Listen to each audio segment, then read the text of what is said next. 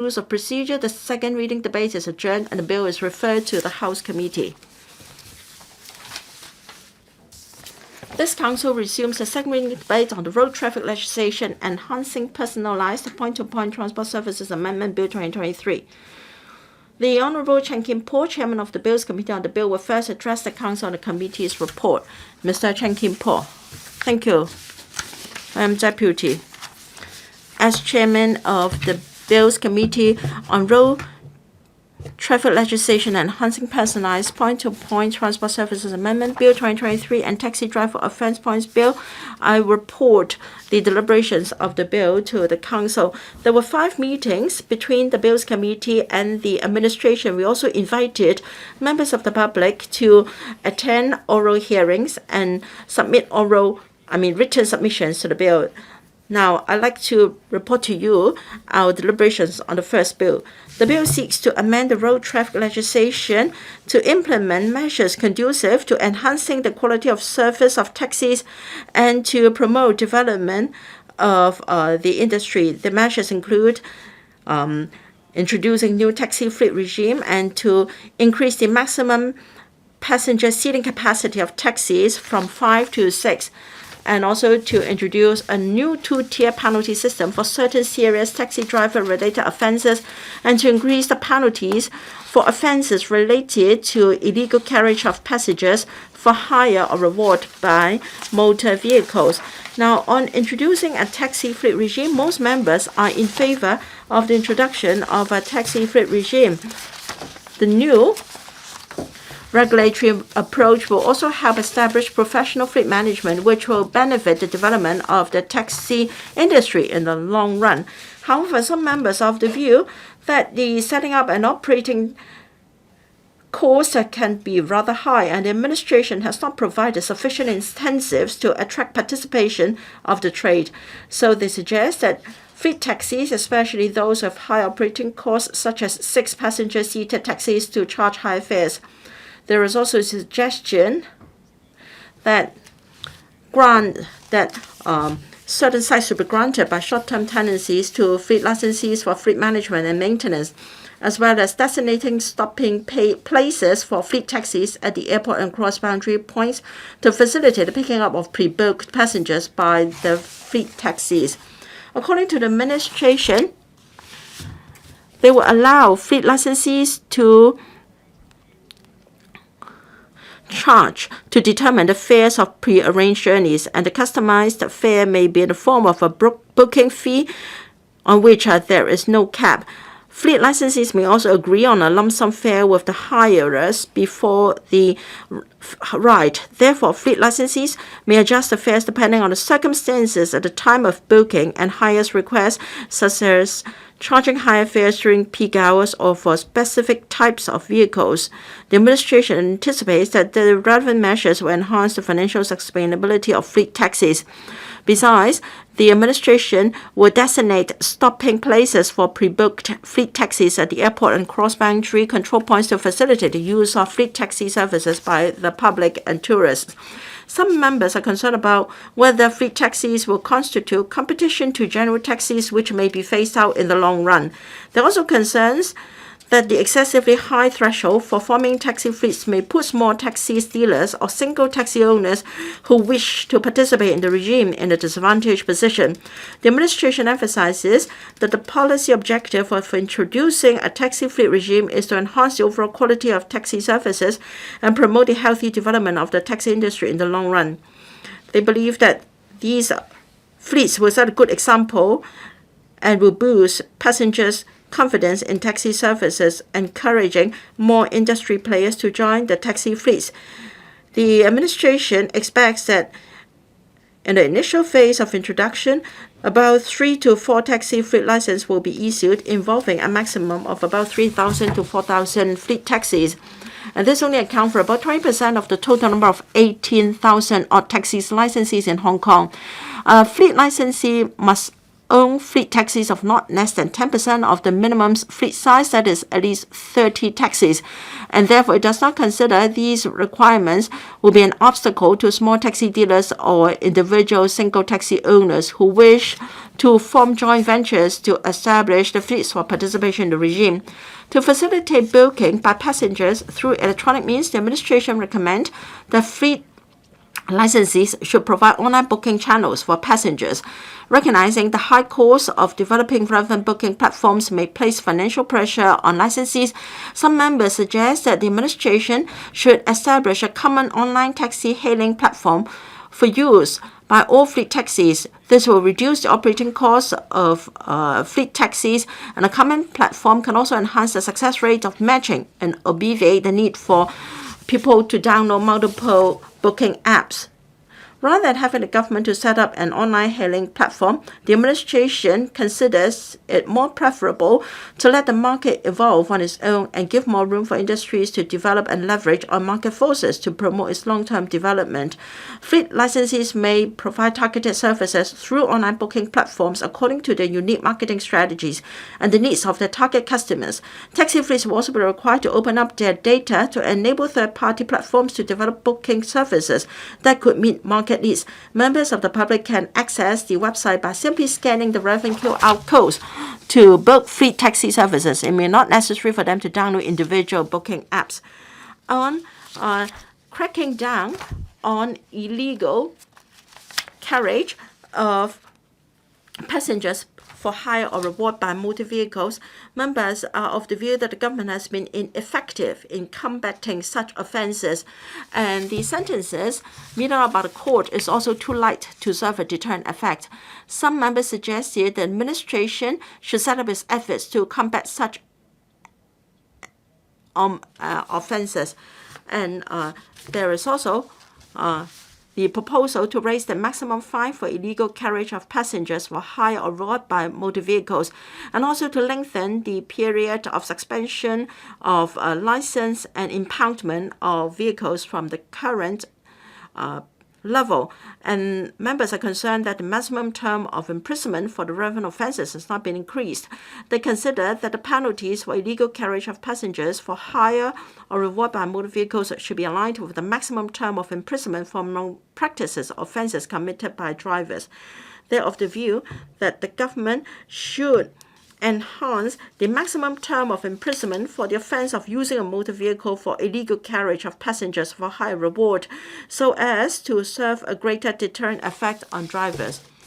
The administration is of the view that raising the maximum imprisonment term and also the proposal in the bill are in line with its policy objective and should be sufficient. And so the administration proposes to move CSAs to the Road Traffic Legislation Enhancing Personalized Point-to-Point Transport Services Amendment Bill to lengthen the imprisonment term. Members have no objection to the CSA by the administration, and with also no objection to increasing the passenger seating capacity from 5 to 6. Now I turn to my personal views. Now, there have been illegal hiring of vehicles, and this has impacted on the business of taxis, and it's also very difficult for the government to phase out such practices. So we have taxis operating and those vehicles being hired illegally. The increase in penalty should be able to crack down on such offences. We even be able to attract international pre-booking operations to come to provide pre-booking services for taxis for legal operation in Hong Kong. The regime is in response to the market's demand for quality taxi services. Taxi fleets can set their own fares and can provide pre-booking services. So because the seating capacity can be raised to 6, and there should be better services. This can target higher segment of the market. In fact, there is a great demand for quality services in the taxi sector. And because taxis are not able to respond to such demands, this has helped the illegal carriage of passengers. The government expects that 3,000 to 4,000 taxis will take part in this regime as a start. We wonder if this is sufficient because nowadays people in Hong Kong are quite used to such pre-booking services, so the government may want to adjust the number after a while. There is also a great demand for higher services. Many taxi drivers have a few mobile phones are placed in front of the steer to address to calls.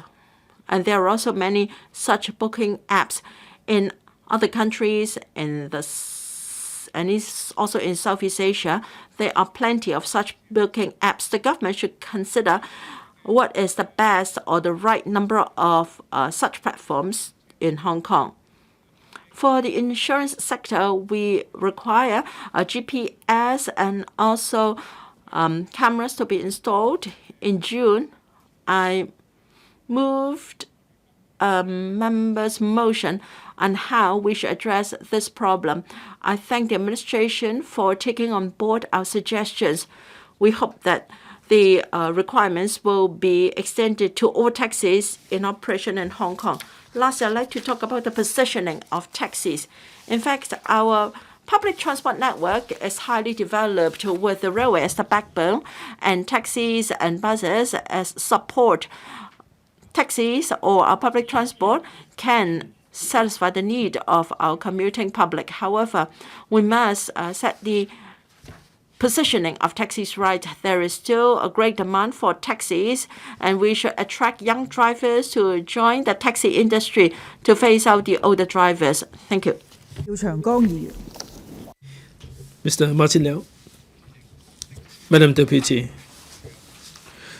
taxis offer an alternative choice for daily transport, and they have everything to do with our daily life.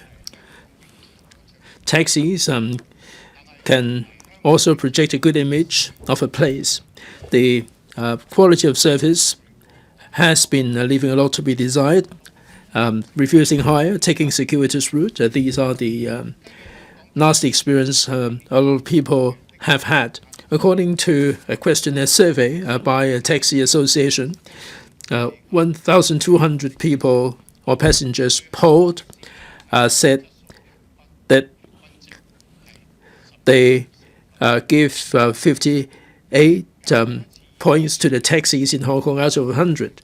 Compared with the previous survey, there was a drop by 7 points. In terms of politeness, in terms of the taxi drivers' initiative to help passengers, they score the lowest. In a nutshell, the taxi trade is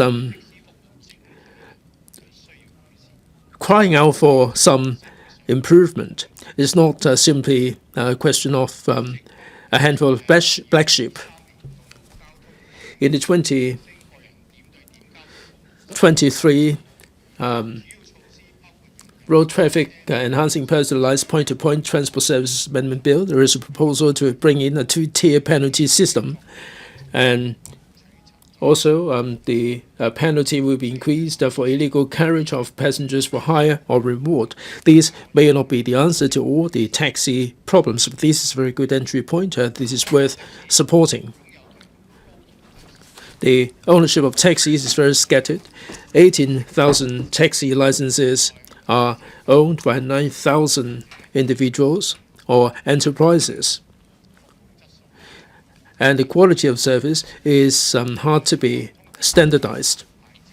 According to the bill, the scale of the taxi fleet, the age of the taxis, the compartment facilities, and the passenger services will be covered in the bill, and there will be monitoring on the fleet licensees. I'm sure that this new regime will go a long way to improving the quality of service of taxis. And I'm sure that the taxi drivers don't have to operate very much on their own. If they experience language barrier, they will be able to seek help from their own fleet.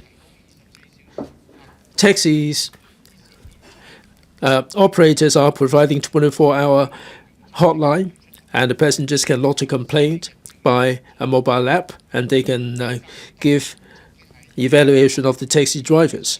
At the Bills Committee, it is suggested that 3 or 4 fleet licenses will be introduced at the beginning, and there will be an interim assessment as one of the criteria for renewal of the licenses. I hope that the administration would monitor the effectiveness of this regime and communicate with the trade and make improvement accordingly. And also, the bill provides that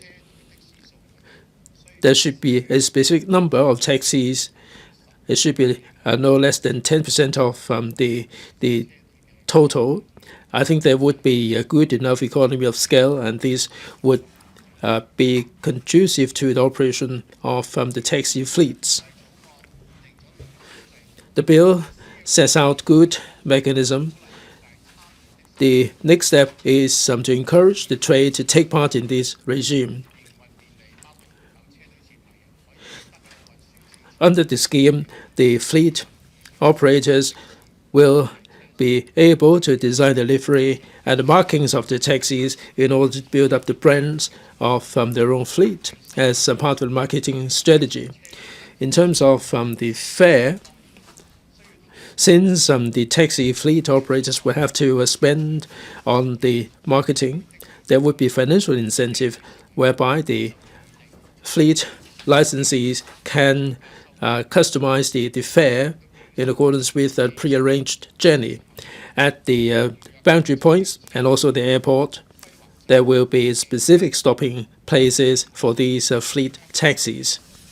In Hong Kong, we have the taxis covering different areas in Hong Kong, and there will be more fleet operators. The passengers, not least those who are not familiar with the situation in Hong Kong, might feel really confused. And I hope that the administration will assist the fleet operators to do more publicity and explain the fare that they are charging and the fact that they have to pay more for this kind of service. Madam Deputy, in order to address the deplorable services, the government will be ramping up the penalty, and there will be heavy penalties for defacing, damaging, altering the taxi meters, and also refusing hire. For the first conviction, the current level will be maintained, but for subsequent conviction, it will be increased to $25,000 and an imprisonment of 12 months. The bill also tackles the illegal carriage of passengers for hire and reward. The suspension of vehicles, the period will be increased.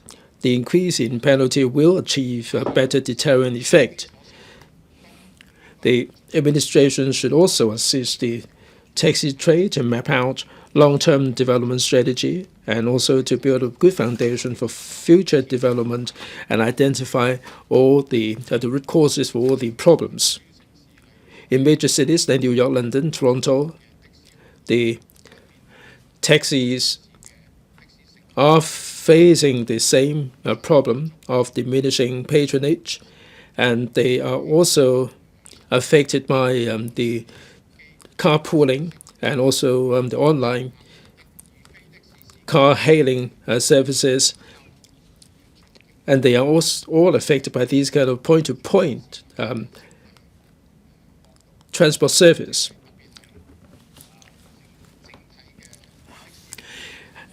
And in terms of the future development of the taxi trade, this kind of personalized point-to-point transport services is something that should be considered.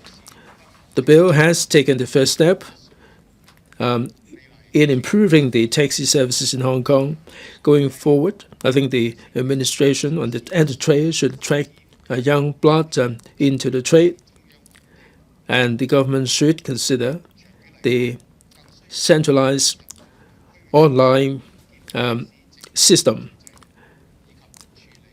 The government should review the licensing system and also address the issue of illegal carriage of passengers for hire or reward and foster healthy development of the trade. Madam Deputy, I support the bill, and also the CSA is to be moved by the Secretary. Mr. Gary Zhang. Madam Deputy, there are 18,000 taxi licenses in Hong Kong, and the licenses are on a permanent basis. There is no need for renewal, and there are no preconditions on the license regarding the service quality. If we do not amend the legislation, the administration will be running out of tools to tackle or to penalize the drivers or owners that are delivering deplorable services. According to the complaint statistics of the complaints about public transport, most of them are related to taxis. Take 1 million people, for instance, the number of complaints is the highest, totaling 20, 30 complaints, 2 or 3 times than the public transport. If you look at the news, the online discussion forum, and from a day-to-day experience, we see that people do pin very high hope on the taxi services, but they're always let down. I mean, there are black sheep in any trade, but I go along with Mr. Martinell that there are so many problems relating to taxis that cannot be described as black sheep alone. If we are going to remote areas at night, and we can imagine how many drivers are prepared to take us there. Now, this is not really simply a question of black sheep. So this legislation is really tackling the core issue. The core issue is to improve the transport, the connectivity of people in terms of quality and also quantity.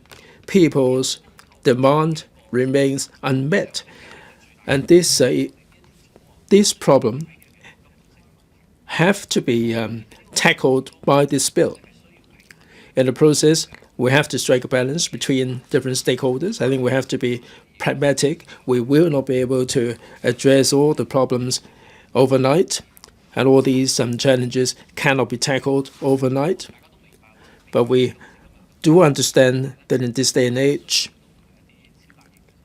we may not really need to have major surgery, but we have to do something. We must be determined enough to improve the quality of service. Now, with a bill, it's not there just to strike a balance between different interests. We're not doing anything for one particular stratum of the community.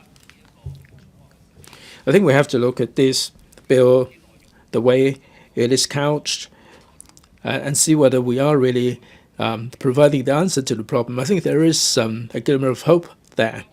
As I said a moment ago, the key issue is that the demand remains unmet.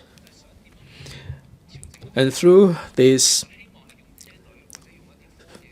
taxi fleets, we will be able to use a platform or the condition that we're not increasing the number beyond the 18,000. We hope that we will be able to have better supply and better services. I think this is a step in the right direction. We're not sure whether this is going to be a success, but it is well worth trying. If we adopt this taxi fleet regime, and the supply will be more effective, but still we cannot meet the demand on the part of the passengers, then we may need to consider a major surgery, and we may need to open up the market to more competition to make sure that the supply would be sufficient. But we are taking this first step, and it is a step in the right direction. The people of Hong Kong do need to have a reasonable, personalized point-to-point transport service, and this is a reasonable proposition. If the market cannot keep pace with it, we have to do something about it. However hard we try to increase the penalty, however hard we make arrest, if we do not address the supply and demand, the problem will forever be there. And as I said, the market will be able to find its own way to address the imbalance between supply and demand. So are we really tackling the issue in a passive manner, or are we taking the offensive approach? So this bill marks a good beginning, and with these words, I support the bill. Thank you. Mr. Duncan Chiu.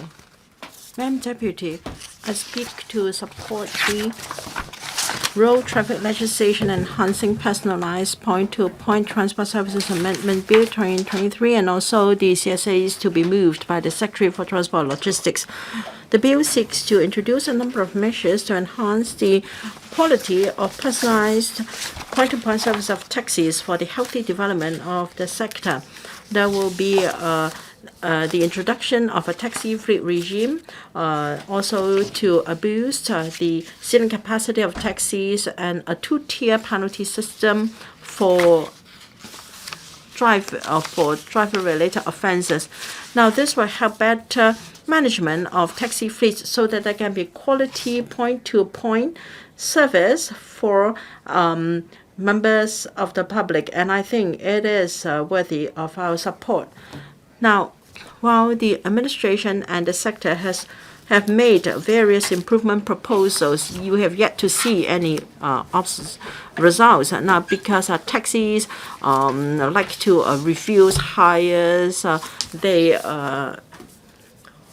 also make day tours, and my concern is many taxis will only accept cash. They're not willing to install even octopus machine. They refuse other types of e-payment to the dissatisfaction of passengers. How come taxis are so dated? They're not willing to keep up with the times and provide quality and convenient services for the public.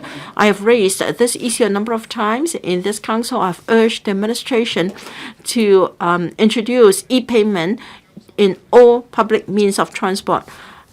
Cap 347, the road traffic legislation, will be amended to empower the Secretary for Transport and Logistics to issue taxi fleet licenses, and there can be requirements on the size and also the age of vehicles, and vehicles must be able to be used by wheelchairs, etc.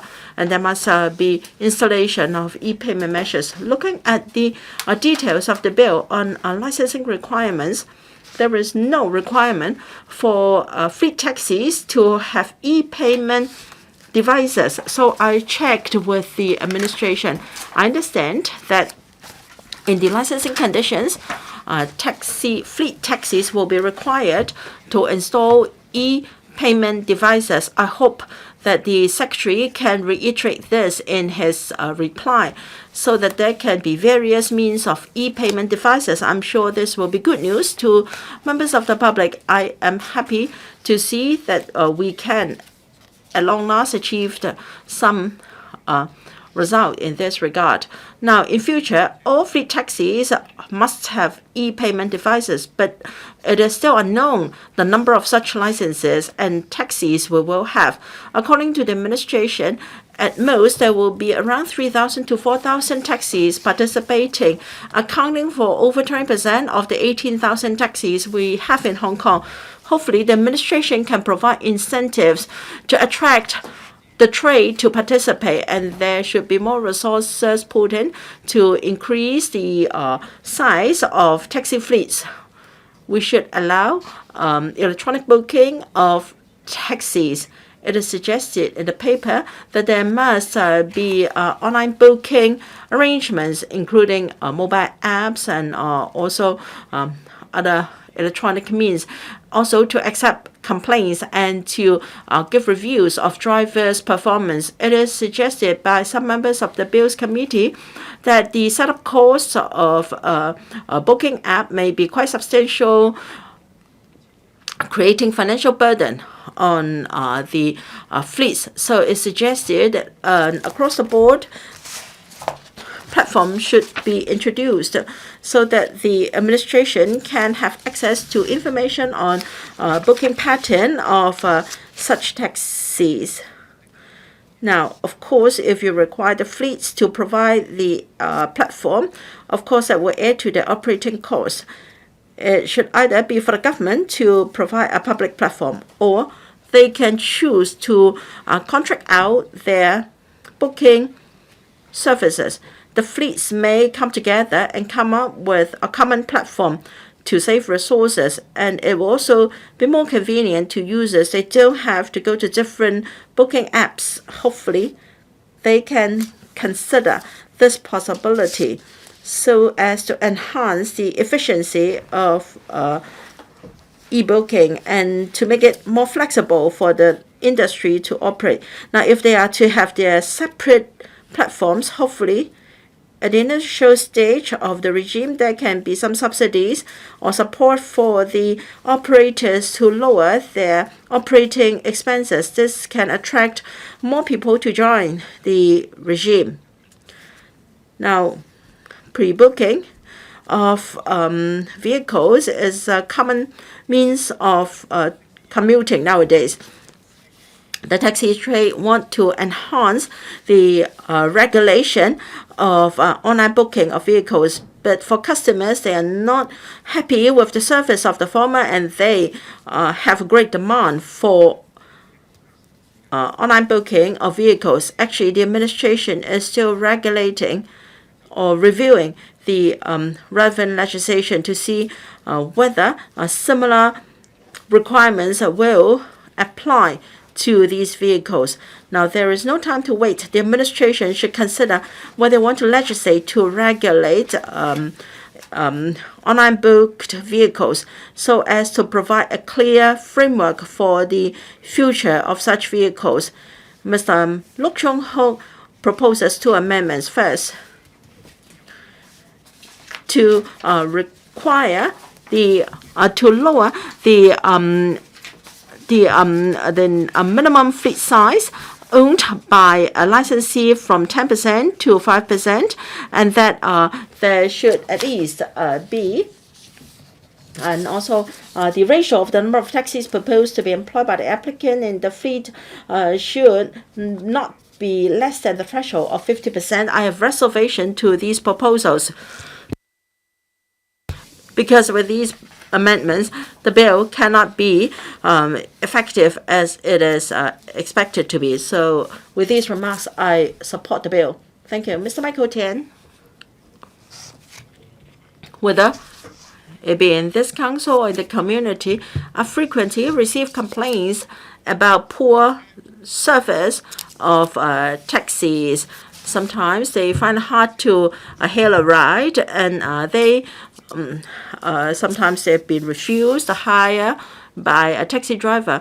Even if they're lucky enough to catch a taxi, it may not be plain sailing until they reach a destination. There can be abuse in charges, and passengers are often forced to beg drivers. They are at their mercy. I have encountered some similar unpleasant experience with a total of 18,000 odd taxi licenses. When those licenses were granted, there was no condition attached on quality of service. There is no way the administration can penalize owners and drivers of taxis with poor service. There has been increasing calls for improving and regulating taxi services. Uber is becoming more popular. This has caused pressure on the operation of taxis, and even the taxi trade agrees that there is a need to improve its quality of service for the long-term sustainability of the trade. As early back as in 2017, I was already asking for the service of quality taxis. For instance, there should be point-to-point services. CCTV should be installed in cabin to reduce disputes, and there should also be a complaint system. So in this bill, on enhancing personalized point-to-point transport services, and also the taxi driver offense points bill and the introduction of a new regulatory regime, we welcome this direction. When it comes to all the provisions in the bill, now I have reservation on a particular point. It is mentioned that we should raise the penalty for illegal carriage for reward or hire. Yes, while we agree that the penalty should be increased, this is not the ultimate solution to the problem. Now, people like to book vehicles online. Either they book a taxi or they book a private vehicle. The former is legal, while the latter is not. Many people would go for booking apps because it is efficient and convenient. Most important of all, there is an instantaneous scoring system to ensure quality of service. So long as there is the authorization of the owner, the driver can join such a platform. Over 80% of the time, the car will be hired, so they don't need to look for passengers running on the road. And I've checked with taxis for a shift of 12 hours. There may be about 12 to 15 orders. The monthly income is around 35,000 to 40,000. That is much better from free operating taxis. The income is $10,000 higher. So long as the quality is high, the driver will continue to receive calls. About 70% of the taxis in Hong Kong have joined Uber. For the remaining 30, they have not joined for their own reasons. I will not speculate and comment on the reasons not to join. Now, we have so-called white license vehicles because people don't want to be at the mercy of taxis anymore. And for the 70% of the taxis who have joined Uber, they are still not sufficient to meet market demand. The proposal here will not increase the number of licenses. So we are still looking for taxis from the same pool. People who want to call a taxi, if unsuccessful, will go to Uber. So there is no increase in supply. According to the administration, once a taxi has joined a taxi fleet, then they cannot accept or they cannot be a member of the Uber fleet. The advantage they enjoy is a stopping point at the airport or cross-boundary points. Now, is this enough incentive for taxis to give up their engagement in an Uber team? Now, I will wait and see. Now, if in future we still have white license vehicles, the administration should increase the number of licenses of such vehicles. Currently, the license conditions are too stringent. The vehicle has to prove that he has the need to obtain such a license for hire. How can they prove that we don't have enough vehicles for hire in Hong Kong? The administration may claim that there are taxis everywhere. You just have to wait a bit. So if we can relax the licensing conditions of hire vehicles so that more people can obtain a license, then there will not be vicious competition between taxis and white license vehicles anymore. Now, for the roundtable, our greatest concern is for professional drivers that are over 65 years old, there are over 100,000 of them. We have seen frequent accidents involved with elderly drivers involved. We have always expressed our concern for the need for medical checkup of our aged drivers. I've already mentioned that we have to face up to the problem of aged drivers. We must legislate if drivers are over a certain age. Now, you can make it 65 or 70 or 80. You cannot allow a driver to be a professional driver when he is 100 years old. At least you should set the maximum working hours. Now, on the 19th of May, I talked about this once again, and also on the 16th of October. Now, we have mandatory retirement age for many professional drivers is 60 in the mainland, 65 in Taiwan, and 75 in Japan. Whereas in Hong Kong, you can be a professional driver, a commercial driver, even when you're 100. Now, we understand that there is a manpower crunch, but we must at least legislate on the maximum number of working hours. Since you're amending the law now, you can take the opportunity to amend the legislation. Let's say it should not be no more than 8 or 10 hours a day, because as you age, your concentration span may suffer, and that can lead to accidents.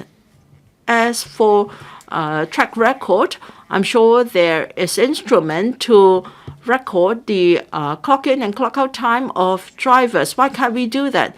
The Commissioner for Transport promised to consider this because in Hong Kong, many taxis are single vehicle owners, and not all drivers are hired, and it will consider whether maximum working hours should be introduced and how to enforce it. All right, take your time, but here we are talking about a taxi fleet. People are free to join it or not. If someone comes forward to form a fleet, we must regulate the age of the drivers. We must stipulate the number of hours a commercial driver can work a day. When I put this to the administration, the answer I got was there was nothing in the main bill. Then what's the point of setting up a bills committee? Can I only talk about things you propose? If I have something that is perfectly reasonable and should be added, which you have omitted, why can't I bring that up? You are talking about quality taxi fleet. Well, is it really okay for me to ride on a taxi where the driver is over 100 years old? We have to specify the conditions. So we have no choice but to abstain from the voting of the bill. Thank you. 主席， Dr. So Chung-hung, Deputy President.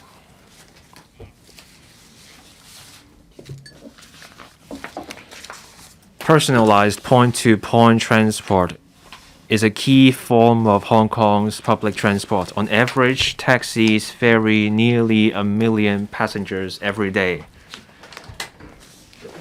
That includes local residents and inbound travelers.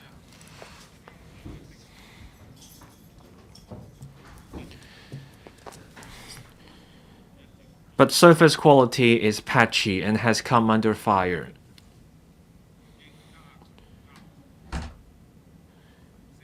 The community is calling for government regulation, and the calls are growing.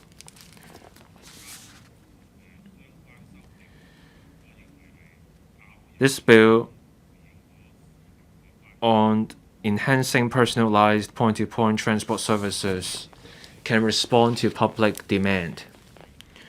The bill will bring in a taxi fleet licensing regime. This way, taxi owners can form fleets and apply for fleet licenses. With a regulated system, we can see professional fleets, and that will lead to better services. In total, there are 11,600, that is 18 1,630 taxi licenses. 10,090 licenses are held by 8,000 individual license holders.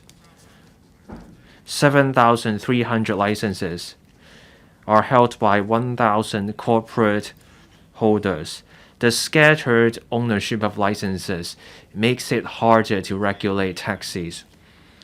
A fleet system will mean that the fleet licensees can design the livery and markings of their own taxis. This can help build up taxi brands. There will also be flexibility for booking of taxis. We can see healthy competition between fleets that will bring about a new atmosphere in the taxi trade. Second, this bill also sets out a higher maximum passenger seats from 5 to 6. This will make taxis more competitive and can better meet the needs of families. Third,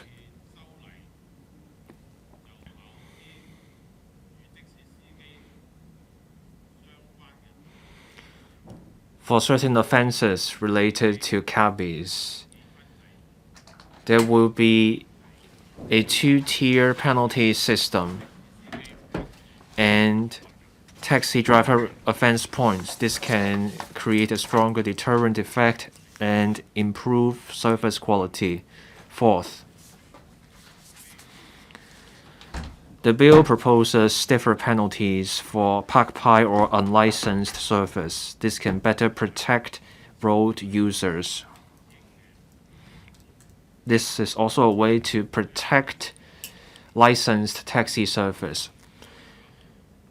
I support the bill on enhancing personalized point-to-point transport services. The taxi trade can take this opportunity to improve service and raise its profile. Deputy President, tourism is one of Hong Kong's 4 pillar industries.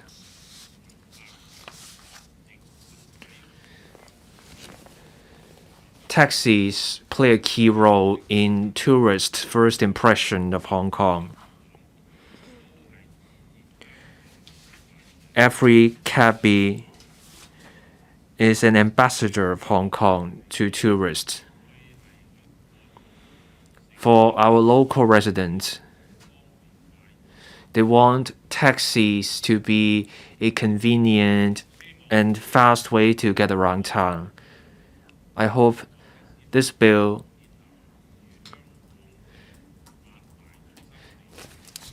can help the taxi trade provide service quality that is commensurate with Hong Kong's 8 centers. I so submit. Dr. Tik Chi Yuen. Deputy President,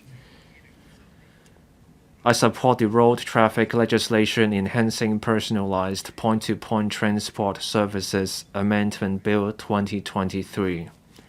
And also the other bill that we will get to, and that is the Taxi Driver Offense Points Bill. Discussions over regulating taxis in Hong Kong met with opposition from vested interests. During our Bills Committee's discussions, we heard different views from the trade. The purpose of this bill is to regulate taxis. This is about taxi service quality. We support the bill, and I commend the government's resolve. The quality of taxi service has been a long-standing source of public complaint. Refusing higher overcharging are a scourge for people's daily lives. We have heard many complaints from tourists about overcharging. Because this hurts Hong Kong's international image, we must face up to the issue with the quality of taxi service. During our Bills Committee's meetings, the taxi trade opposed the bill on many grounds. They point to technology and the emergence of ride-hailing platforms, they say taxi drivers are struggling to make ends meet and the bill is unworkable. But those views appear to have neglected the issues with service quality. Taxi service plays a key role in people's lives. Every day, many people take the taxi. But quality issues mean people get all forms of inconvenience as they go out. Society also pays a huge cost. The airport has to hire people to provide information to remind people so that they will not fall prey to overcharging. So this bill is vital. This bill responds to needs from the current situation. This can also help improve taxi service. We hope that this bill can help achieve better regulation. And I hope the better regulation can also help spur improvement in the taxi trade.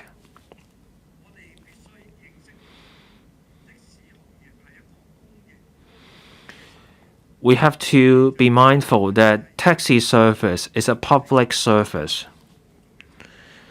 Taxis are supposed to serve the public. The commercial side of the taxi aside, we must also be mindful that taxis are a form of public service. So in policy making, the government should take into account public interest. Let's also look at the other options, especially online ride-hailing service. Across the globe, online ride-hailing service has been part of urban transport. They provide diversified services with better quality. In Hong Kong, there are obstacles to ride-hailing. This holds back the market in innovation. So as we try to improve the quality of taxi service, we should consider opening up the ride-hailing market. This will mean more options for our people. But also, with market competition, we can see improvements in service quality. Ride-hailing will bring new impetus into the market and provide the public with better services. Opening up the ride-hailing market can bring several benefits. First, better service. Ride-hailing platforms offer a rating system. This can encourage drivers to offer better service for better ratings so that they can get more riders. Second, greater transparency. With a mobile app, people can get a better sense of how much a trip will cost, and that will reduce the cost of overcharging. 3, meeting different needs.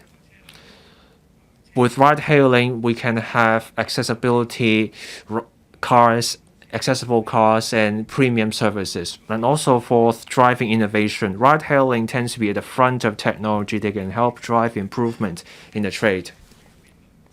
Opening up the ride-hailing market can also bring challenges and concerns.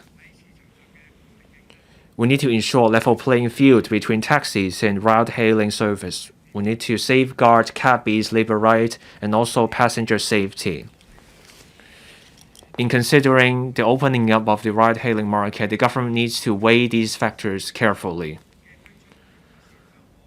All in all, this bill marks a key step in helping our taxi trade move forward. This is more than a starting point. This is part of an overall effort to improve our public transport. We need legal control. We also need market vitality and innovation. Opening up the ride-hailing service, bringing in healthy competition will be a positive change for Hong Kong's public transport. I support the government's bills and the amendment. I urge the government to start a study on opening up the market for ride-hailing service so that we can have more competition and benefit the public. Thank you, President. Mr. Dennis Leung. Thank you, Madam Deputy. On the Road Traffic Legislation Enhancing Personalized Point-to-Point Transport Services Amendment Bill 2023, the government has got it wrong. The government has got the direction wrong. And it is also old wine in new bottle. It is not a measure to tackle the existing problem. Taxi is a mode of transport that cannot be ignored, but the taxi services have aroused considerable public concern. The patronage, the quality of the taxis, the drivers, and the compartment, the taxi fare. I'm sure that those who have used the taxi services must have a lot of grievances. Previously, we call taxis by phone, and now there is the ride hailing, there is the cab hailing service. People who have used these kind of services still are very critical, and they are really negative about the whole thing. Now, if people use the cab hailing, if you pay an extra $5 or $10, nobody can be bothered. Even if they take your order, they may not provide you with good service. So it's more wonder that people tend to use the what we call the white license car services or the Uber services that are providing better services to the passengers. If people have been to the mainland, they must be familiar with the ride-hailing services. There is the Didi Chuxin, and also the ride-hailing services embedded in the Gaode map. And this is the mega trend in modern society. In smart society, this is not facilitating the connectivity. This is also a testament to the high quality development. The key thing is there will be more choices. People can choose according to their needs and to use the personalized service. But in Hong Kong, the taxi services are not moving on with the times. It is really going backward. People are really full of grievances. In May 2019, the government put forward a bill for taxis, but then the administration withdrew that particular bill. Now, this road traffic legislation enhancing personalized point-to-point transport services amendment bill 2023, the trade feels that this is not the right moment to take this forward, because economic development is mitigating against its development. For the businessmen, this taxi fleet regime is a kind of business. It all depends on the turnover. The government is not going far enough to tackle the ride-hailing service and also the illegal carriage of passengers for hire and reward. Now, there are higher penalties to tackle the white licensed car services, but it seems that the government is not going far enough to tackle the illegal carriage of passengers for reward. Now, the key thing is to improve the taxi services in a way that people will be able to use personalized point-to-point transport services. I've got the following suggestion. The government should tackle the taxi trade. The first thing is the license, the taxi license prices. We have to make sure that there will be that proper development there. And second, ride-hailing is the way to go. The government cannot develop ride-hailing in the context of the existing taxi system. The government has to have a new regime to develop the ride-hailing service.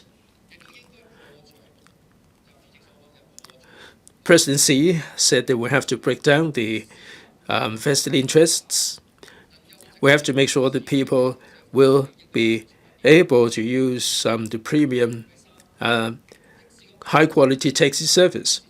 And safety is something of concern to the members of the public in relation to taxis. The government has to have the monitoring system inside the cabin to make sure that there would be protection for the taxi drivers. If the taxi drivers are at a disadvantage, they will not be able to see justice done. There are no new recruits who are young. The government is in a really desperate situation in relation to the future direction of taxis.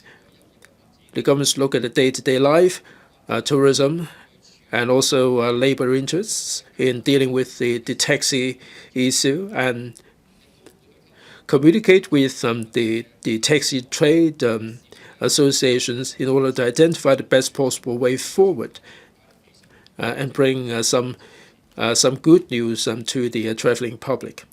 Mr. Chen Xiuhong. Madam Deputy, I rise to speak in support of the road traffic legislation enhancing personalized point-to-point traffic services Amendment Bill 2023. There are growing sentiments that the quality of service leaves a lot to be desired for taxis. Taxi drivers refuse hire. They're taking a circuitous route, and the overcharging is also another problem. Now, all these underlying problems cannot be ignored. The government is adopting this radical approach to roll out a whole raft of measures to improve the quality of service and also to meet the public demand for high-quality taxi service, and also to tackle the white licensed car services. The taxi regime has not been reviewed for a long time. We have 18,000 taxi licenses, and they are scattered in the hands of 9,000 owners. The taxi services are going downhill. There is nothing much the government can do. Now the government is introducing this taxi fleet regime, and we are happy to see this happen. The bill covers 4 aspects. There will be a licensing system for the taxi fleet. There will be 6-seater taxis, and there will be 2-tier penalty, and also to increase the penalty for illegal carriage of passengers for hire or reward, and there will be point-to-point personalized service. I welcome this. We are concerned about the mode of operation and the benefits arising from that.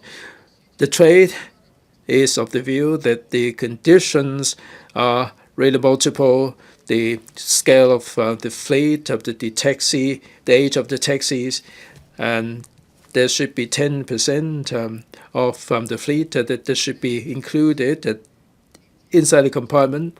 There has to be a digital payment and also ride-hailing platform. The operators will have to shell out a lot of money, and there will be a lack of incentive for people to join the scheme. Does it mean that the administration has to mount more publicity? The taxi trade doesn't seem to understand the operational right, like the customized fare for prearranged journey, and also the unique livery and markings on the taxi body, and the designation of stopping places at the airport and boundary points, and marketing measures, and so on. All these measures are intended to increase the revenue for the taxi fleet operators and to make it sustainable. I think the government should do more in the way of publicity to make the taxi trade understand the unique operational details. And also the livery of the taxis would be different from the general taxis that are in 3 different colors. The government should let the public know how to distinguish the fleet taxis. Under the conditions, the fleet taxis will need to have certain features like GPS and also the safety devices that are monitoring the performance of the drivers. This will enhance the safety, and this will minimize the number of accidents involving taxis, and also reduce the sky-high insurance premium for taxi drivers. This will be a win-win situation for everybody all around. Madam Deputy, at the beginning, the government will be approving 3 to 4 licenses involving 3,000 to 4,000 taxis, but this is only 20% of the total number of taxis. I hope that the administration would increase the quota and introduce more competition with a view to enhancing the quality and offering more choices. As Northern Metropolis is being taken forward, and this is going to be the second economic engine, a point-to-point kind of transport mode is very important.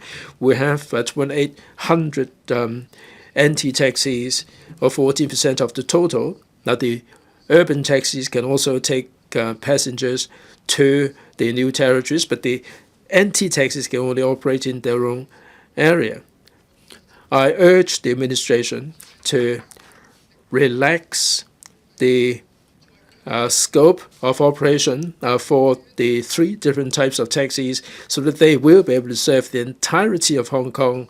This will be to tie in with the future development of the Northern Metropolis. Some said that there should be a common ride-hailing platform to be developed by the government to minimize the costs. I tend to support the development of these by the market itself.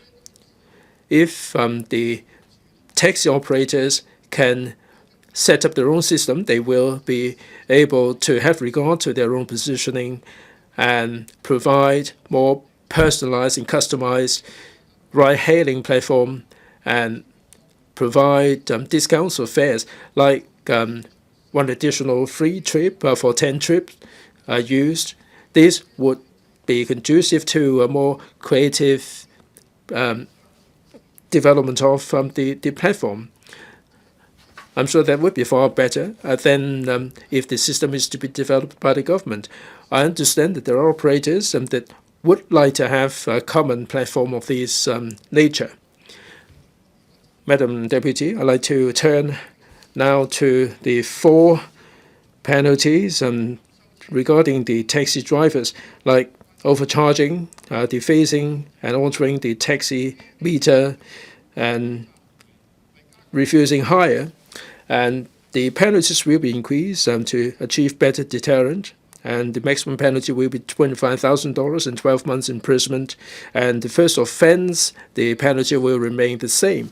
According to the TAC Complaints Division, they would receive a lot of complaints regarding taxis, like refusing hire, taking circuitous route, and misbehavior, and so on.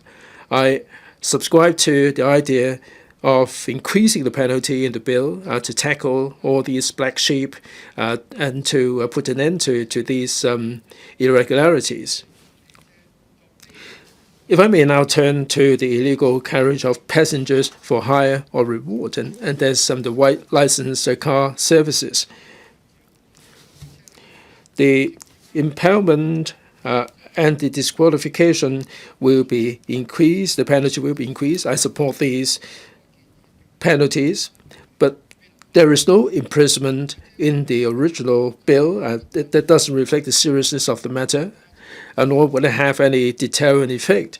And people will come away with the misconception that the problem is not sufficiently serious. And this will be letting the white license car service going off scot-free. And they don't come with any third-party liability or risk license, and there is no protection for the passengers. I'm glad that the administration is going to be moving a CSA, and there would be an imprisonment to be imposed for the first offense, and the subsequent offense there will be a 2-tier penalty system to tie in with the intention of imposing heavy penalty on the misbehaving taxi drivers. I hope that there would be more undercover operation and also more law enforcement action upon the enactment of the bill. As to Mr. Michael Luk's amendment, this has not been sufficiently discussed.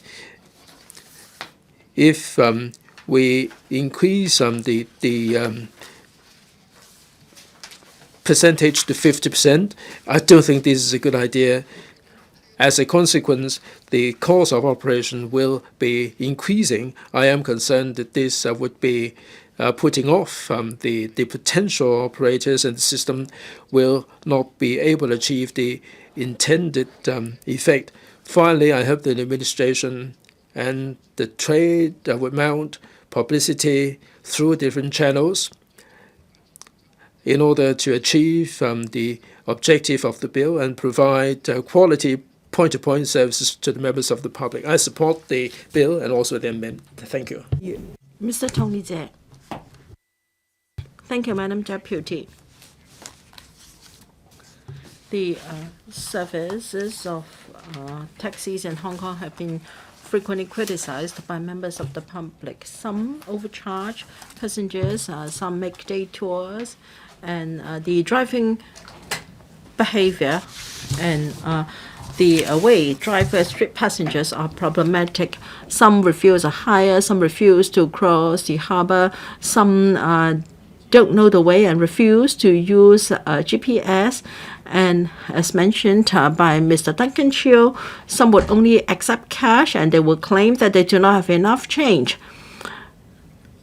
Taxis in Hong Kong are much cheaper than their counterparts in large cities of the world. The problem is when you want to hire a taxi, you can't find any, or there may be plenty of them on the road, but they are not accepting hires. You don't know whether they really want to choose customers. So many people are unhappy about the services of taxis. But I have discussed with taxi owners and drivers. I understand they face a lot of constraints. Now they're saying that the regulation of the transport department is very stringent. In particular, when it comes to application for a fare increase, it can take any time up to 1 year. As a result, the fare differential between taxis and other means of transport is lower. As a result, there is not enough supply to meet the demand, and it is difficult to attract new blood to the driver fleet, and that also affects traffic safety. We have the competition ordinance. The purpose is to ensure that there is no price rigging and that there are price differentials among different modes of public transport, and to give consumers a choice. However, for taxis, they are subject to a lot of control. Members of the public are willing to pay more to have quality, personalized, point-to-point service. They have no choice but to hail vehicles online, or they patronize white license cars. They are either illegal or not subject to any regulation. So there is unfair competition for taxis. The livelihood of law-abiding taxi drivers have suffered, and this has also stifled the overall development of the industry. Of course, we have seen problems associated with taxi driver services, not merely because of our aging drivers and bad apples in the trade. Rather, there are problems with the whole system. It has not caught up with changes in commuting pattern and the development of technology. And therefore, in my last term in this council, I urged the administration to fully review the positioning of taxi services and to introduce reforms. Well, in the mainland, taxis are hire cars, and 10 years back, there were many problems as well. For instance, the drivers did not charge according to meter charges, and the attitude of drivers was poor. Many Hong Kong people dare not ride a taxi in the mainland. However, the mainland introduced fleets. They also made good use of technology. Taxis are required to install GPS and e-payment system with proper regulation. Now we feel very safe riding a taxi in the mainland, and even Before you board a taxi, you know when it will arrive and how much fare you have to pay, and then you can also rate the service of the driver. Some mainland cities allow different tiers of higher costs. I rode on more expensive, higher costs in the mainland. The cabin is very spacious. The driver is very courteous. You can choose the music you prefer, and you can decide on the volume, and you get value for money. Previously, the government introduced a new system called quality taxi or premium taxis. The purpose is to allow better services for a higher charge. However, some members had strong views about the proposal. Some felt that there was room for improvement in the legislative proposals, so the bill was shelved. Now, for this bill round, it is an improvement over the proposal of having premium taxis. By means of taxi fleets, we want to provide quality and personalized point-to-point taxi services. You can hail a taxi online or by phone, and you can choose to pay not according to the taxi meter. You can negotiate the price with the operator, and you can also rate the service afterwards. Operators will then be able to know the performance of their drivers and also views of passengers, and they can follow up and improve afterwards. That is convenient to passengers, and drivers and owners can also benefit.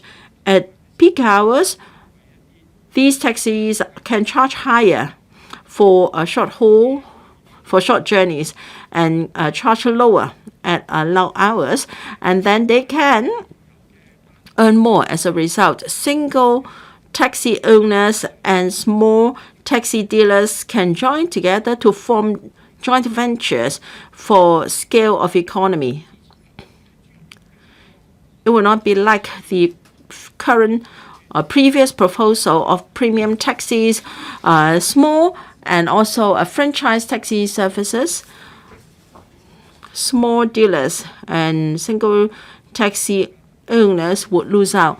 Besides, there is also the increase in passenger seating capacity from 5 to 6. This is particularly welcoming to wheelchair users. The proposal can enhance the competitiveness of the industry. There are benefits to the bill, but in the future, there may be taxis of different colors and makes belonging to different fleets on the road. The illuminating lights, the meters, etc., may be at different locations. That may cause confusion to members of the public and tourists in particular. The government should publicize, in particular, if the taxi is not for hire, then we have to tell whether the taxi has been booked or is just to choose a customer. It is hard for a passenger to tell, so we should take reference from overseas practice. Taxis should show clearly whether it is on the way to pick up a passenger or not for hire or to be ready for hail by someone on the street, so that we can know for sure, and that can reduce unnecessary disputes. I hope the administration can take on board these suggestions and implement these proposals and enhance the quality of taxi services. With these remarks, I support the bill. Thank you. Mr. Frankie Yik, Madam Deputy, the taxi industry has always wanted to enhance its quality of service and hence competitiveness. The industry has proposed various measures to the administration over the years, including the bill. the introduction of a taxi fleet regime to increase the number of seating capacity, to increase the penalty for law-breaking taxi drivers, and to increase the penalty for illegal carriage of passengers for hire or reward. The Liberal Party supports the introduction of a taxi fleet regime because our taxi service has been heavily criticized. In 2019, the Association of Taxis wrote to the Secretary for Transport to introduce a premium taxis regime. However, in return, the government proposed to increase 600 franchised taxis. This is useless in improving the quality of service of taxis. It is also against the government's proposal or intention to improve roadside quality. So it was the wrong solution. Luckily, the government called a halt to the proposal, and finally we have this bill to introduce a taxi fleet regime. While this is addressed the aspiration of the public, there are sufficient incentives, whether it be the size, the type, the design and facilities, and also the employer-employee ratio. Under the system, there are requirements, and there must be an online hailing platform. So the operating costs are high, but the incentives are only three in number. First, they can design their own cars, and there will be stopping places at airport and cross-boundary points. And third, the government will help to publicize their services. The seating capacity will be increased from 5 to 6, and at least 10% of the fleet must be wheelchair accessible or be of a luxury type. However, the maintenance costs and fuel costs are much higher than ordinary taxis because these vehicles do not operate on LPG, yet the fares will just be the same. In many advanced cities, they can charge based on the type of vehicles used, and for luxury taxis, it is natural for the fares to be higher. And yet, the government will only allow fleets to offset the cost by allowing the hirer and also the operator to agree on a price. To encourage fleets to go for quality vehicles, there should be a fare structure to allow taxis to charge higher for better vehicles. As for stopping places for pre-booked fleet taxis at the airport and cross-boundary control points, we welcome that. But we should have more such stopping places so that taxis can wait there for the next round of pre-booked passengers. If we operate such a fleet, then they should be regarded as franchised buses. There should be land provided to these fleets for maintenance and repair, and for drivers to take a break, etc. If they just park on the roadside, then the operation will be no different from the current operation. And taxis also have to charge. The government should provide land with charging facilities to expedite the popularization of e-taxis. As for raising the penalty of white license cars, of course, we welcome that. We have been asking for that for a long time. It's just that there is no increase in the imprisonment term. Since the introduction of online hailing vehicles in 2014, the taxi industry have been dealt a blow. Different vehicles have asked for white license cars to be phased, whether it be in or outside this chamber. I've urged the Policy Bureau to crack down on white license cars heavier. However, because of laxity on the part of the government, they are becoming more rampant. They compete with taxis. They have affected the order of public transport sector. People say that these cars are welcome because of poor taxi service, but then they are illegal. They must be phased out. Otherwise, we will undermine the rule of law in Hong Kong. The government hasn't taken bold and decisive steps to phase out white license cars. Nowadays, some people even think that they are legal.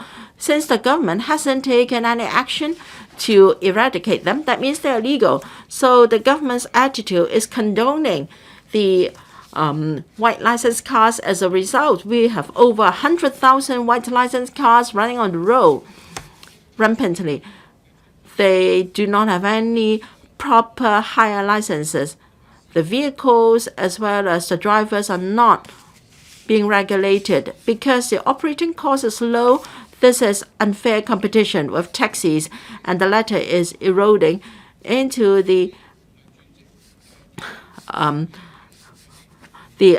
profits of taxis. So we have so many white taxi drivers, and some taxi drivers have become one of them. And about 10% of the taxis in Hong Kong are idle because they cannot find any drivers to man them. And then there is also no insurance coverage for white license cars, so they are not given any insurance protection. They are running on the road, they are time bombs, threatening the safety of other road users. Well, even if we pass the proposal to enhance the penalty, we need the support from all fronts before we can phase out white license cars. The government should step up enforcement. The court should also mete out higher penalties and even a maximum penalty. If the sentences meted out are too light, the government should appeal. The government has to use undercover operations to catch these vehicles. This is manpower taxing, and the number of enforcement action is very limited. Only a few dozens of these cars are caught because under the current legislation 374 section 60.35, if the owner is not able to provide information on the driver, then the maximum fine is only $3,000, and that's it. As a result, unscrupulous drivers cannot be caught. Cars are private property of an owner. Unless the car has been stolen, and it is unbelievable that the owner cannot provide information on who was the driver of a car.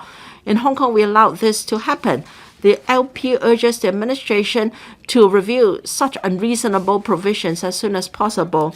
And second, that is online hailing platform to allow illegal carriage for higher reward by such vehicles. Hopefully, the administration can accept the SP's proposal. Anyone who offer a car for illegal carriage for reward or hire without a valid license commits an offense. If we can successfully phase out such cars, I'm sure we will have another tens of thousands of drivers available to address the problem of aging commercial drivers. If taxis have enough business, they will not keep asking for increase in fares. We'll be able to retain drivers and attract new blood, and we can gradually enhance the overall quality of service of drivers. At the committee stage, I will express my views on Mr. LUK Chung-hung's CSA and why we cannot support it. With these remarks, I support the bill. Thank you. Mr. Chen Pui-leung. Thank you, President. I support the road traffic legislation enhancing personalized point-to-point transport services amendment bill 2023.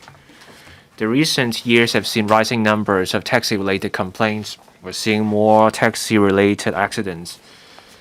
There are growing calls for stronger regulation of taxis and better taxi services to ensure the healthy development of taxis in the long term. The taxi trade agrees that there is an urgent need to improve service and improve the trade's image.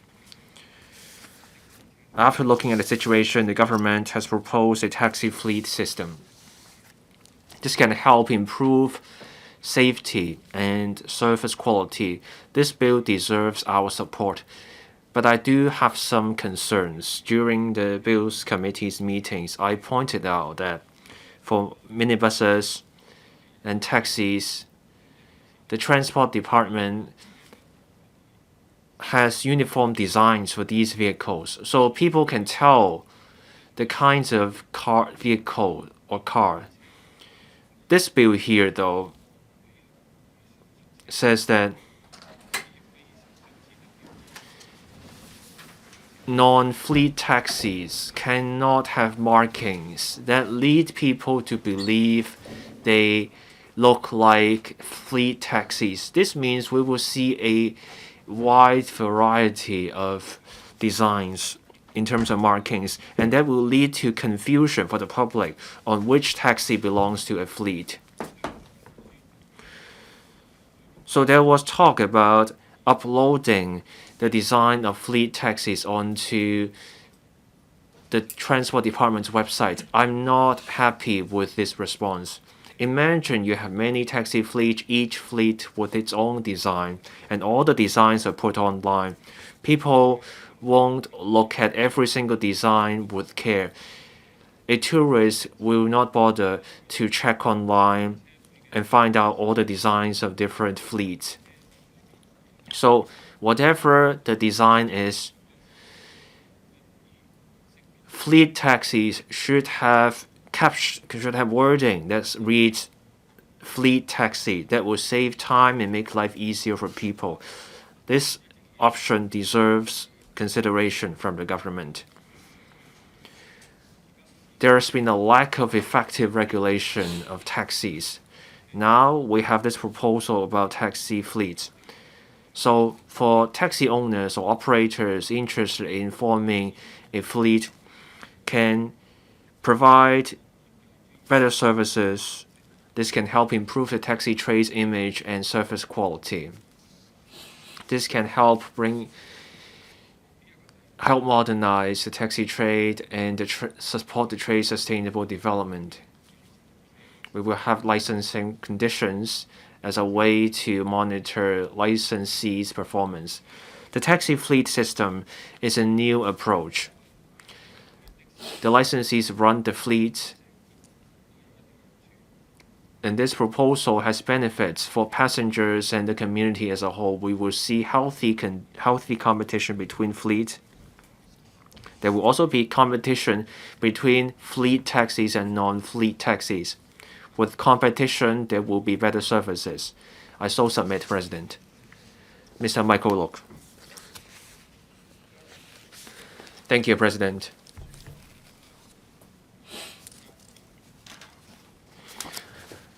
On the road traffic legislation enhancing personalized point-to-point transport services Amendment Bill 2023, I will now comment on this bill.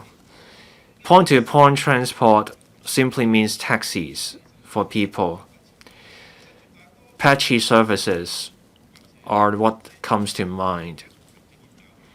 Most cabbies play by the rules and want to provide quality service, but a tiny fraction of bad apples hurt the image of the trade as a whole. They affect people, and it comes back to hurt the taxi trade. People get around town with taxis. We also receive tourists from the mainland and overseas with taxis.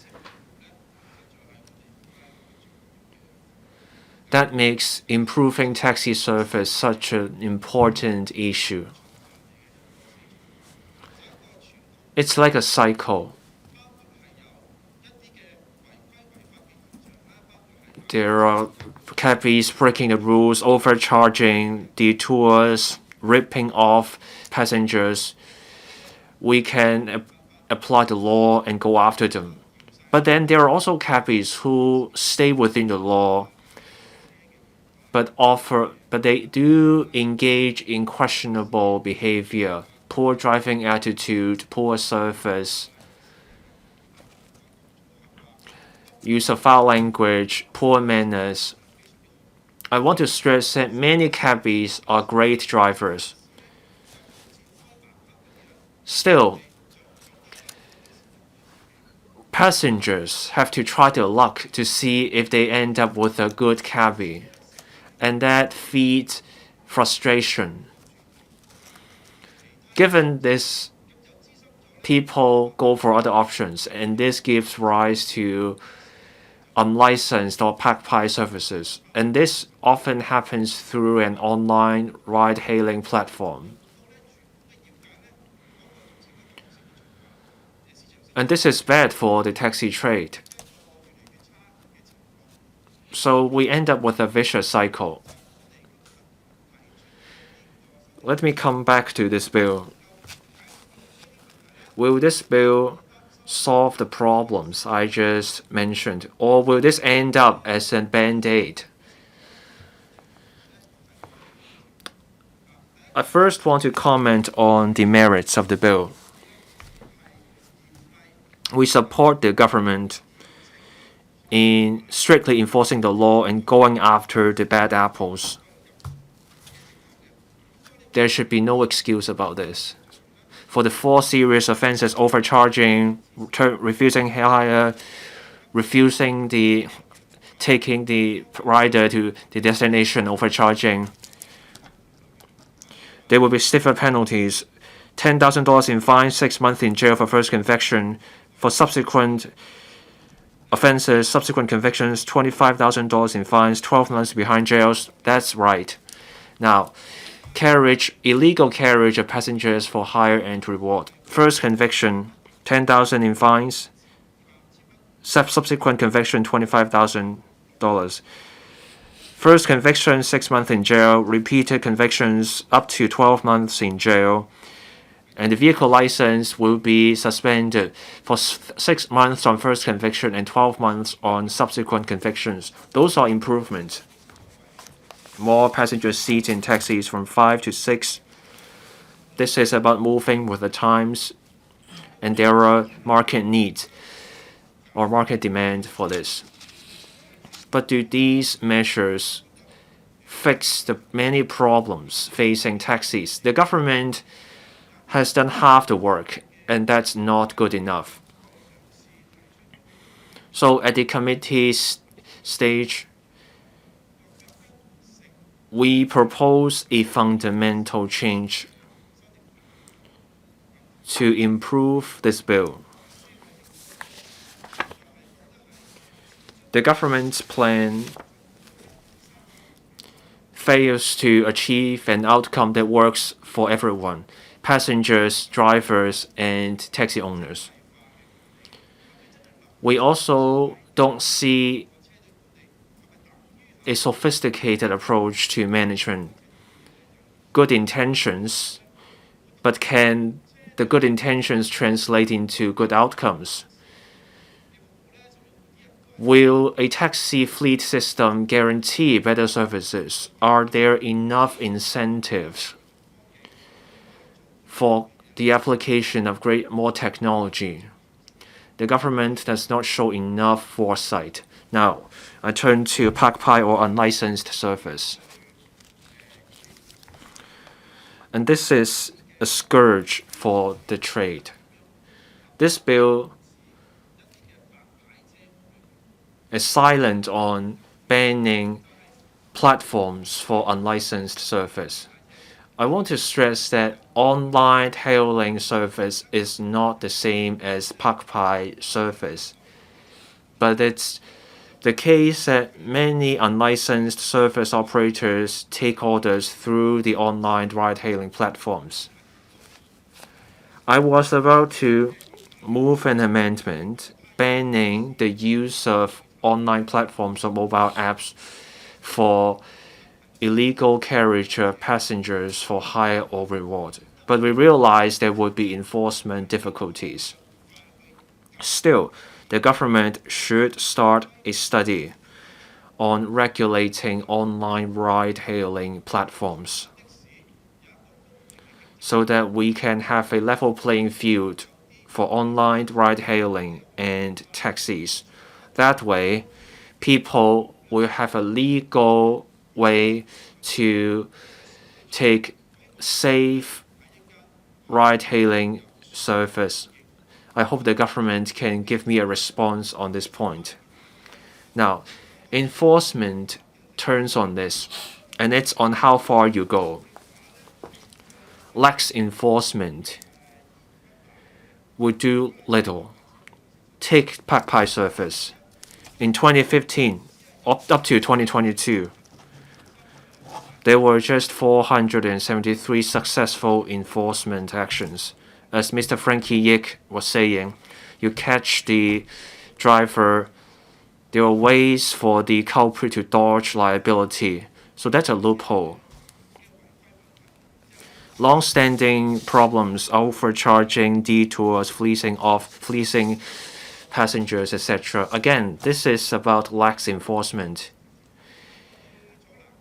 A TV show did a test in Lan Kwai Fong during busy hours at night. Will the cabbies follow the taximeters? Only 1 out of 20 cabbies was willing to charge by the taximeter. Others cited a range of excuses to refuse hire. Everyone knows you cannot have a tax ride at the taximeter price.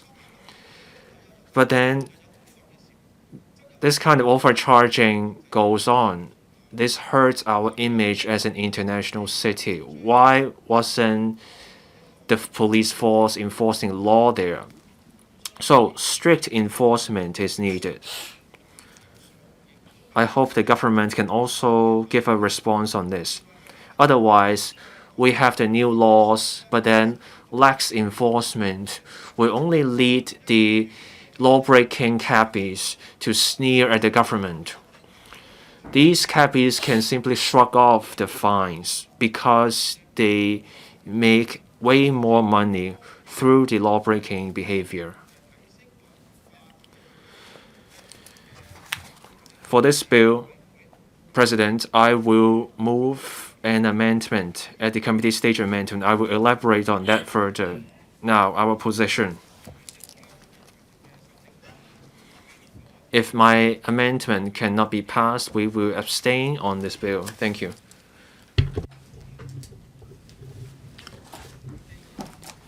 Mr. Ben Chen. President, the poor quality of taxi services and overcharging, taking circuitous routes and so on, these are really common problems. If the government doesn't really offer any assistance, we will not be able to achieve any breakthrough. Hong Kong has always been a hospitable place, and the tourists would have first contact with the taxi drivers when they arrive in town. And I think that the services leave so much to be desired. We have to face up to the problem. If the taxi drivers do not make amends, if they do not make improvements, and if they do not tackle the root cause of the problems, then it's only a matter of time that they will be replaced. The point-to-point transport service is very much a part of people's daily life. People may be rushing to the hospital. People may be attending to the urgent business, and they need to have the point-to-point reliable taxi service. And this is something that is important. And the traveling public would be the best judge as to whether the services measure up to scratch. There are calls for the government to appreciate the hardship, and I think the government has to do something about it. The amendment to the legislation to bring in a taxi fleet would have the DAB's support. And this will be addressing the fragmented management of the taxi trade in the past. The DAB is of the view that this would bring about a new situation, breathe a new life to the taxi trade. I think we need to bring in the new model we should introduce the 6-seaters instead of 5-seaters. Many people are complaining that the taxis are so decrepit and there is no comfort to speak of. And in some situations, the passengers are worried that the taxis may fall apart because there is no age limit on the taxis as long as they can get the license that they can run on the road. So the introduction of different models and the imposition of an age threshold, I'm sure it would go a long way to improving the image of the taxi trade. During the discussion, the members of the trade did express some sentiments to make improvements, like we should have 1 or 2 ride-hailing platform because people don't have to download so many mobile apps. If there is only one single app, we may not be able to hire the taxis. The government hasn't rejected this idea point blank, but they haven't been in agreement either. And I hope that the administration would respond to this positively to inspire confidence. Under the bill, there are more stringent penalties regarding the illegal carriage of passengers for hire or reward. I think this is necessary. We have 18,000 taxis on the road and tens of thousands of taxi drivers. It's not surprising that we have some black sheep. I'm sure that they represent the minority. I don't think we should be too critical of the taxi drivers themselves because we are putting off the potential new blood. I don't think we should tar everybody with the same brush, but at the same time, the taxi trade has to face up to the problems. The taxi trade has written to Legisl to urge the government to tackle the black sheep because the whole trade can be brought down by a handful of unscrupulous and misbehaving elements. The government has to be fair.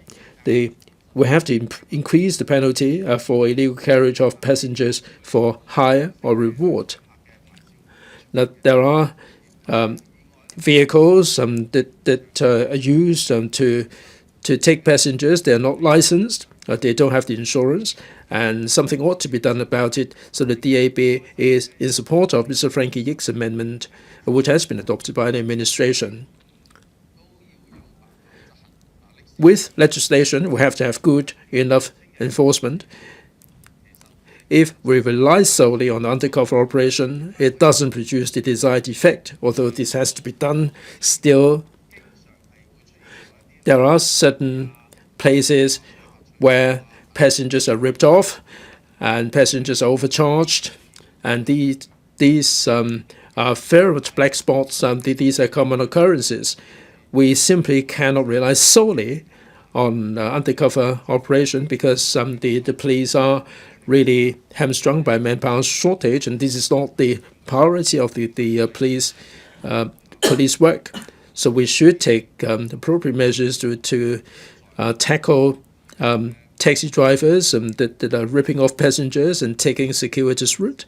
We are proposing that a cloud-based recording system should be introduced, and we can have access to the footage. And access will only be limited on a need basis.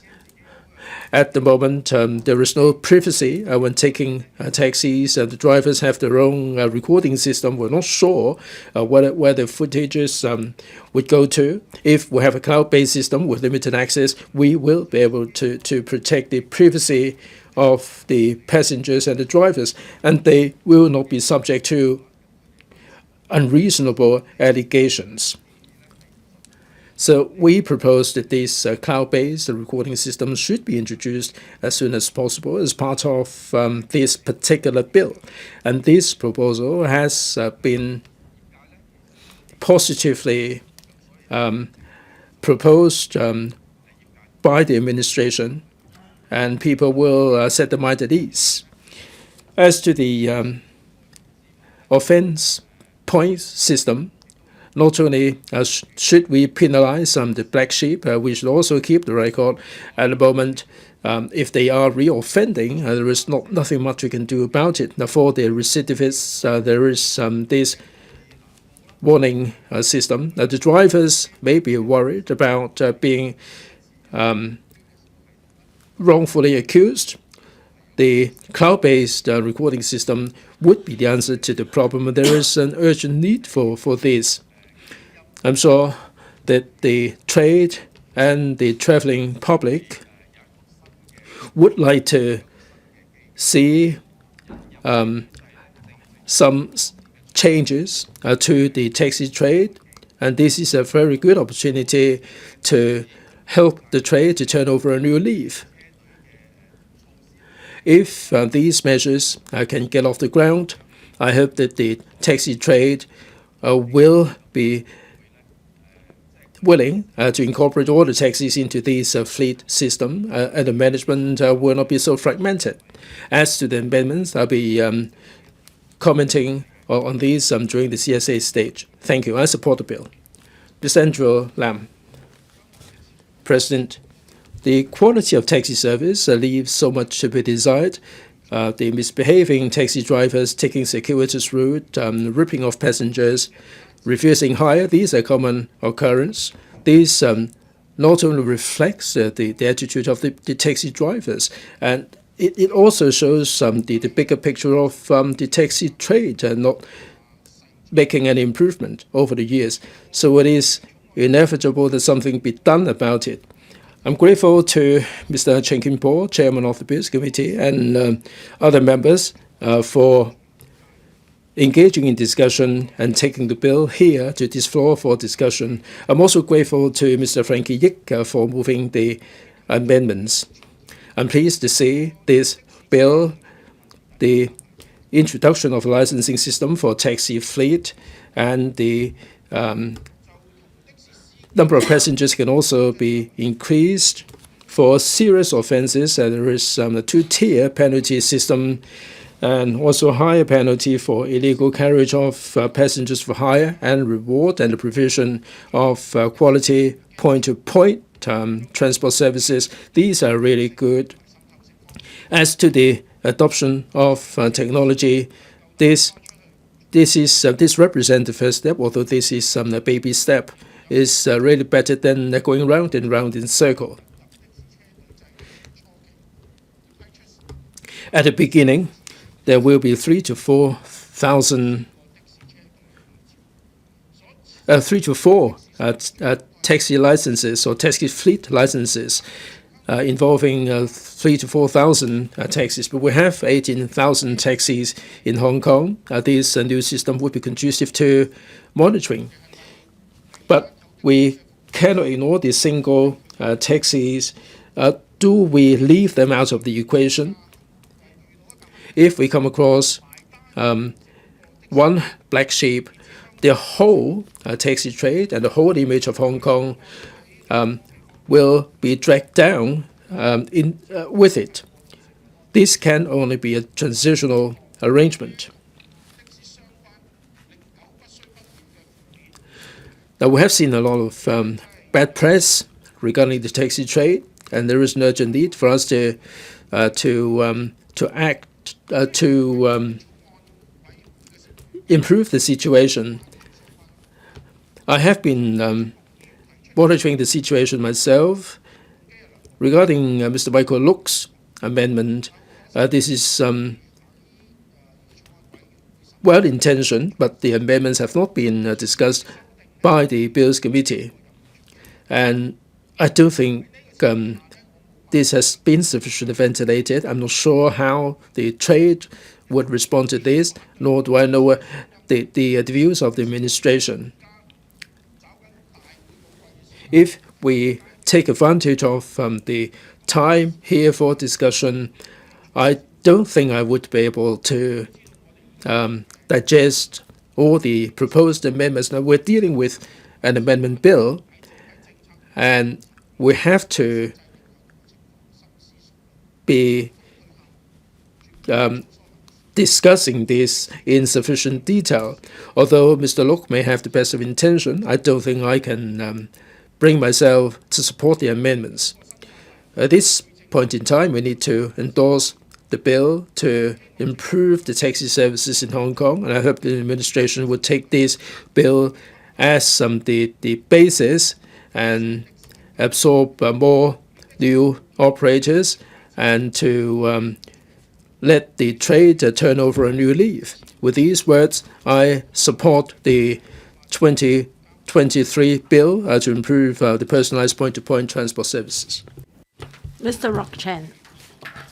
President, the bill introduces a number of measures to enhance personalized point-to-point transport services. I support the bill, but I also like to take this opportunity to tell you some of my views on the operation of taxis. There will be taxi fleet regime introduced. The maximum seating capacity will be increased from 5 to 6. For serious and driver-related offenses, a two-tier penalty system will be put in place, and the penalty for illegal carriage for hire or reward of vehicles will be enhanced. I'm sure this will help to enhance the safety and quality of services. On increasing the seating capacity from 5 to 6, that can address the demand of some passengers. For instance, passengers carrying or more luggage or traveling in a group of 6. In future, they can have access to more comfortable and convenient traveling experience. And it's proposed that licensees should provide online taxi hailing platform for passengers to pre-book journeys, and so passengers can know the fares beforehand. They can avoid passengers being ripped off, and there can be a rating of taxis drivers' performance, and taxis can accept hires online, and they don't have to look for passengers on the road. All these measures are supportable because they can enhance the development of a smart city and can also provide more personalized and quality and efficient taxi services. Still, these measures are just a start. To further enhance the quality of taxi service, we must introduce competition and more monitoring. According to the Transport Logistics Bureau, in 2018, taxis, complaints against taxis accounted for 23% of the total number of complaints in the transport sector. This is rather appalling, and perhaps this is just the tip of the iceberg. For some reasons, passengers or visitors may not be willing to complain. The former Miss World from Tanzania, I came across an unscrupulous taxi. Although she was a beauty queen, she was refused hire by 5 taxis at Lan Kwai Fong, and some taxis charge her as much as $200, way above the ordinary fare from Lan Kwai Fong to Causeway Bay, which should only be around $60. So there has been a lot of complaints about taxis, but the administration has not addressed the problem. The mainland has a different licensing system for taxis from that of Hong Kong. However, there is a lot to learn from their reform process. In the past, mainland taxis were old and dirty, poor attitude of drivers, there was refusal of hires and overcharging.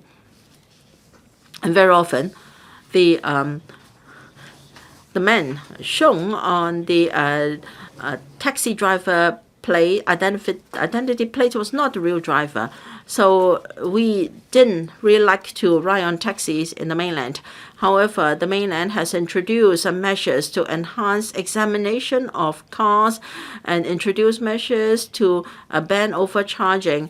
And online hailing of taxis is legal in the mainland now.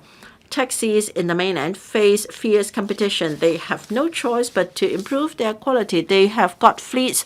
They operate in groups, and they have also got regulation of taxi drivers. They have satellite positioning and to ensure safety of drivers. That has enhanced the satisfactory level of passengers. Nowadays, taxi services on the mainland are reliable and safe. They have sizable taxi fleets, and online hailing taxi systems are also very well developed.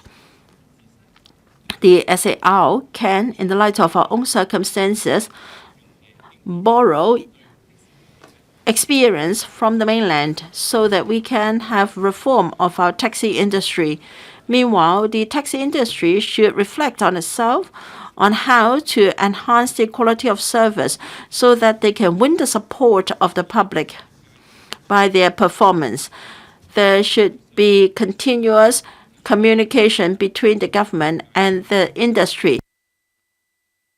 With the passage of the bill, the administration can map out a future for the sector together with the industry. With these remarks, I support the bill. Mr. Legisl. President,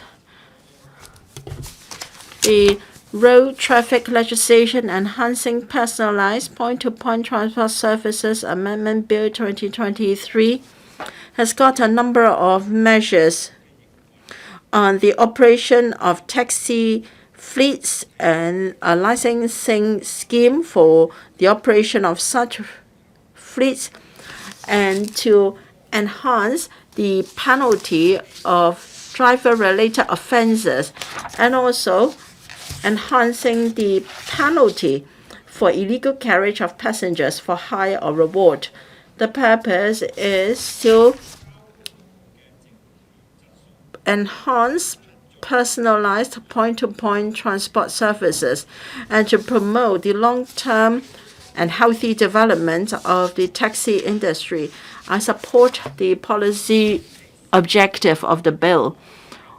Whether it be local citizens or tourists, we all expect quality services from taxis. Unfortunately, they have consistently let us down. This is all because under the current licensing system, there is no conditions therein to regulate the quality of service. There is no way the government can ensure service quality through licensing.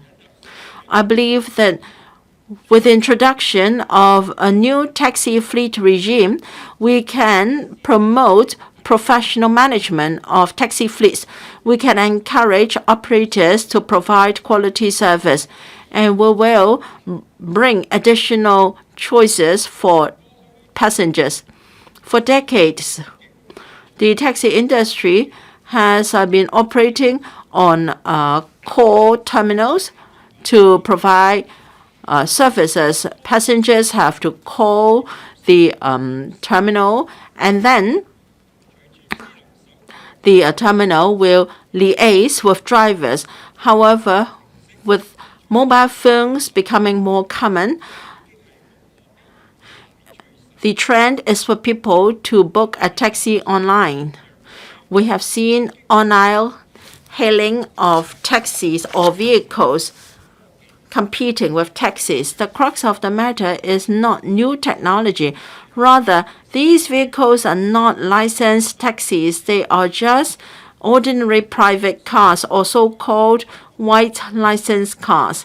We must rationalize the market. There is nothing wrong in calling a taxi online. The focus rather should be cracking down on white licensed cars. In addition to raising the penalty, the government must be more proactive in enforcement to phase out white licensed cars. I also encourage the taxi industry to make good use of booking apps. They can include an item for people to review or give feedback on driver service.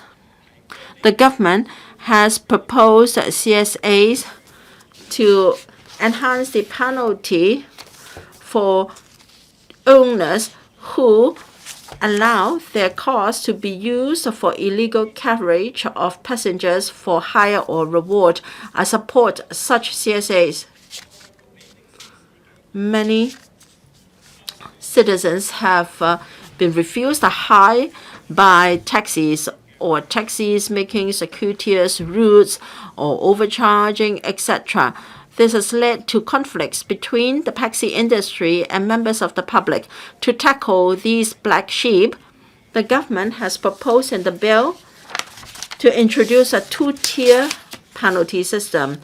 The penalty for the first offense will be the same, but for a second offense, the fine will be raised to level 4, i.e. $20,000 and imprisonment of 10 months. This is to tackle two offenses that people hate most, and that is overcharging by passengers and making circuitous routes and tampering with the taxi meter. I hope members understand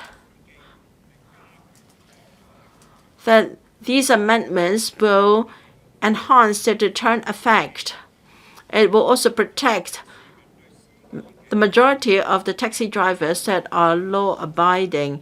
It will help to boost the overall image of the taxi industry. So these proposals should be supported.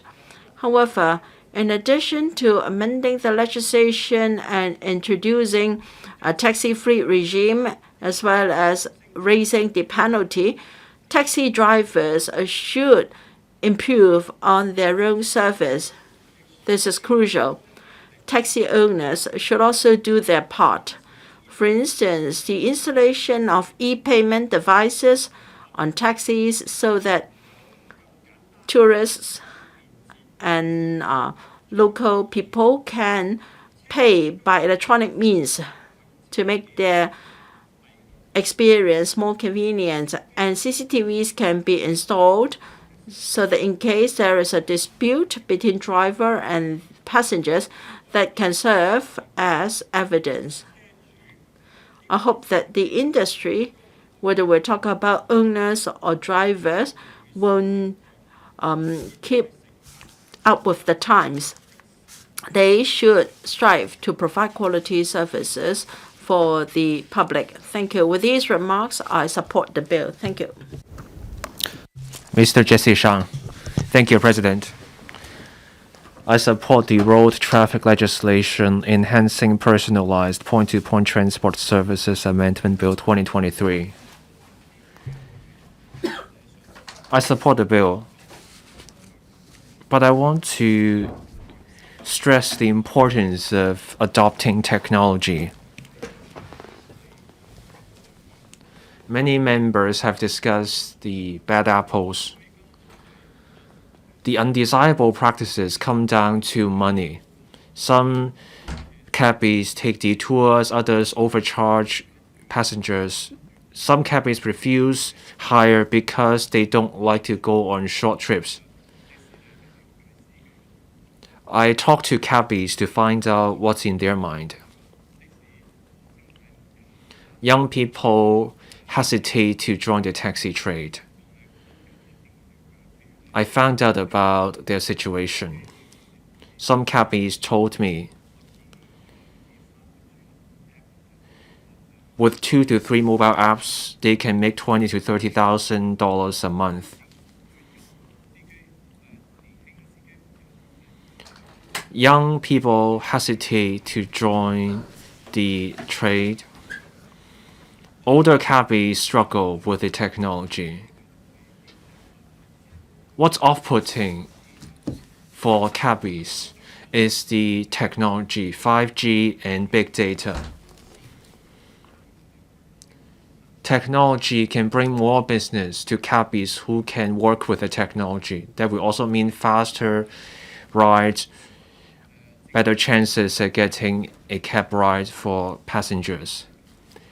there is too little on the use of technology, such as on a common mobile app or platform. There's too little on tech in this bill. Tech can protect cabbies and passengers. There will be fewer disputes. Technology can also help boost the overall efficiency of the public transport. This can also help cabbies find passengers faster. I have also called time and again for the use of a common mobile app to help boost service quality of taxis. On whether this will mean using public funds, we can adopt a public-private partnership model. The government can work with businesses in launching a common platform or mobile app. With the app, we can store the data such as recordings on a cloud platform to address potential disputes. We can also promote e-payment with an app. It's rare to see fares paid with cash in an international city these days. I almost wanted to move an amendment for a mobile app for ride-hailing. Without such a common platform for ride-hailing, the taxi fleet system will produce only limited results, and then the fleets will be put off in the end. We need to apply the law when it comes to undesirable cabbie practices, but we also need to help them. One way is to use technology. Technology can support cabbies, and this can also help the government with regulation. I support the bill. I hope the government can consider using technology as well. Mr. Michael Lee. Thank you, President. Improving the quality of taxi service is a consensus in the community. Many measures are proposed in the bill: a taxi fleet system, more passenger seats in taxis, and also stiffer penalties for the illegal carriage of passengers for hire and reward. The Liberal Party welcomes these measures. As I labor these points at the Bills Committee, the purpose of bringing in a taxi fleet system shows good intentions, but the taxi trade wants greater flexibility. There are taxis in rundown conditions. Operators want more incentives. On the age of the taxis, vehicle condition, and cabbies, there are all kinds of restrictions for taxi fleet systems. But there are just 3 incentives for all the restrictions and requirements under the taxi fleet system. Some taxi may already be able to achieve some of the incentives. Some taxis can have their own designs. Other taxis, these incentives include own designs, livery markings, and stopping and waiting areas at the airport and the boundary control points, and 3, promotion. But the Liberal Party would like to see more incentives so that taxi fleets can offer quality service. As Mr. Jesse Shang was saying, can we have a common mobile app or an online ride-hailing platform? 1 or 2 apps for people to choose from. Tourists come to Hong Kong. The first public transport they take is taxis. We have many apps for transport in Hong Kong. How can people choose from the many apps? Now, data.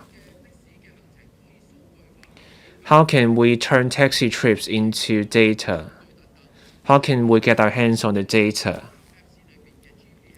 A mobile app with the GPS system can help us obtain the data Now, incentives, say under flyovers.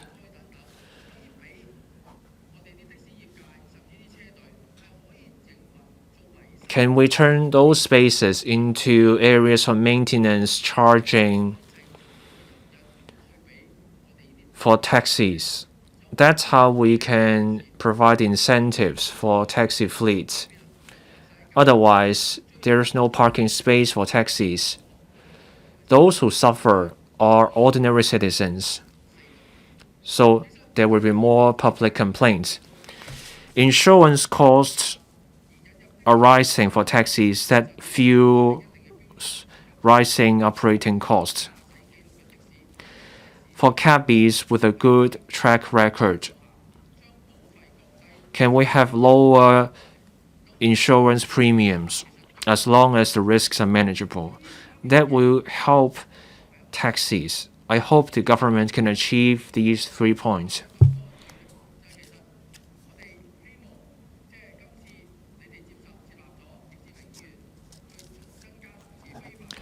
Mr. Frankie Yik proposed stiffer penalties for unlicensed service. This is adopted by the government.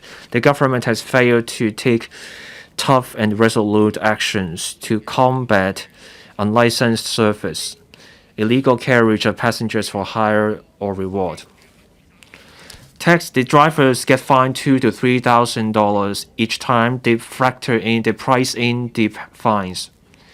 The government did not ask the courts for stiffer penalties.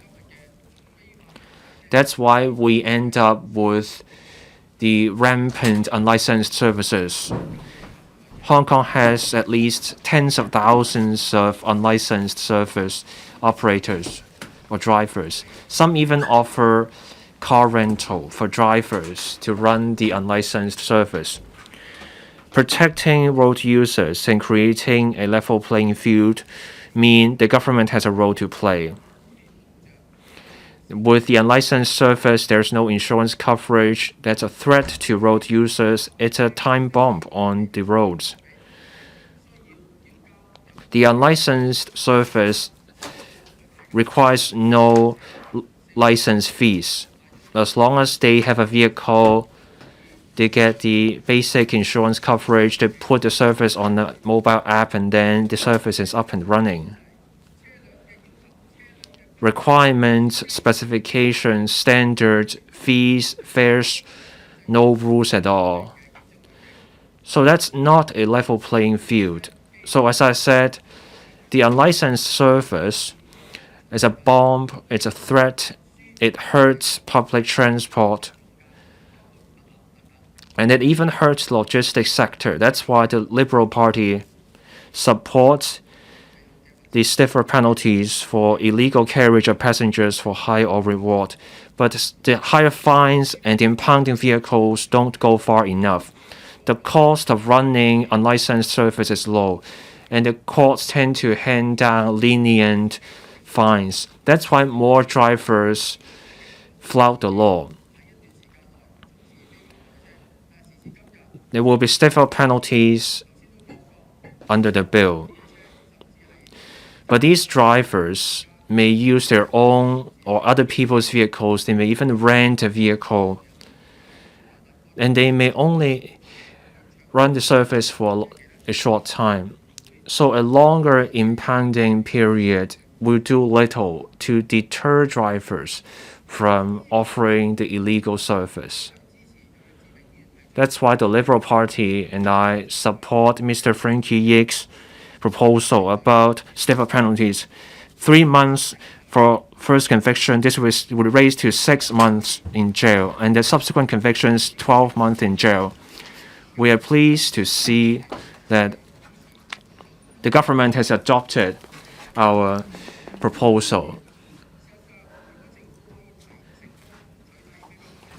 Stamping out park pie vehicles, say let's do more sting operations, greater use of technology in enforcement, and even a bonus for reporting on park pie service. If we can do that, we will see tens of thousands of drivers, and that can help ease the shortage of drivers in the transport sector. With more business for cabbies, there will be fewer calls for higher fares, and we can retain cabbies and attract young people to join the taxi trade. I support the road traffic legislation enhancing personalized point-to-point transport services amendment bill 2023. Mr. Kwok Wai Keung. Thank you, President. Just now, Mr. Michael Luk has already told you about the voting direction of the FTU. I'm a member of the Bills Committee. I'd like to say something too on the bill. First, taxi licenses are issued by the government, but there has never been effective supervision and regulation. The government only issues licenses. Now, when the taxi service quality is coming under fire, the government, however, has no means to regulate the trade. That is why the government has put forward this proposal of a taxi fleet regime so that they can outsource the responsibility for the trade to manage members of their own. Now, does it work? I'll come to that later. But first of all, if it is the government's intention to introduce a taxi fleet regime, then the government surely is responsible for driving the development of this regime and for the practitioners, and that is the drivers of the trade, to be able to make a living. Unfortunately, instead of improving the situation, the government is not enforcing the law against white license vehicles effectively enough. And taxi drivers are not able to make a living, which they deserve. Now, for white license vehicles, we have covered all the problems, such as a few cases being prosecuted, very lax law enforcement action. In fact, in this legislative amendment exercise, we caught a glimpse of the government's attitude. For taxi drivers on the first conviction, the maximum imprisonment term is 1 of 6 months, and on subsequent convictions, 12 months.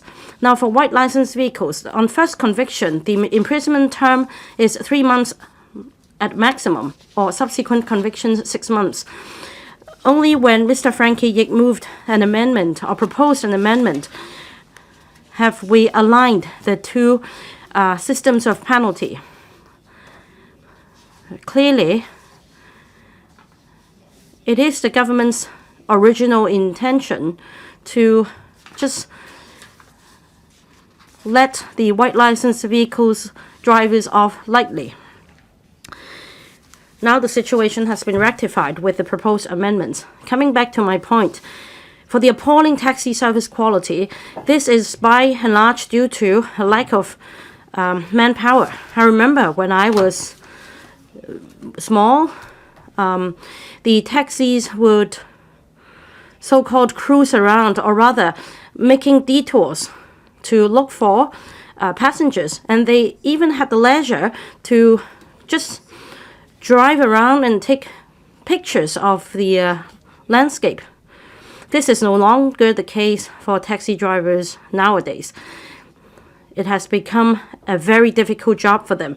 First of all, they only work for peanuts. In fact, recently, according to media reports,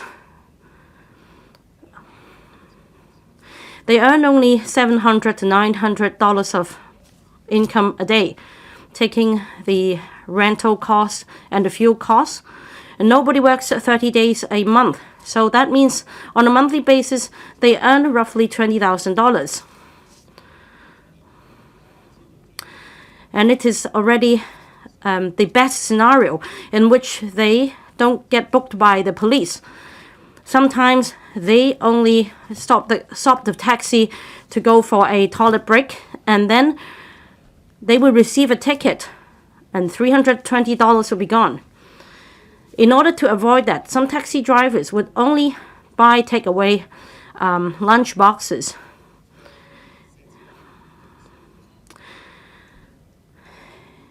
For office workers, you get to take a break every hour or two.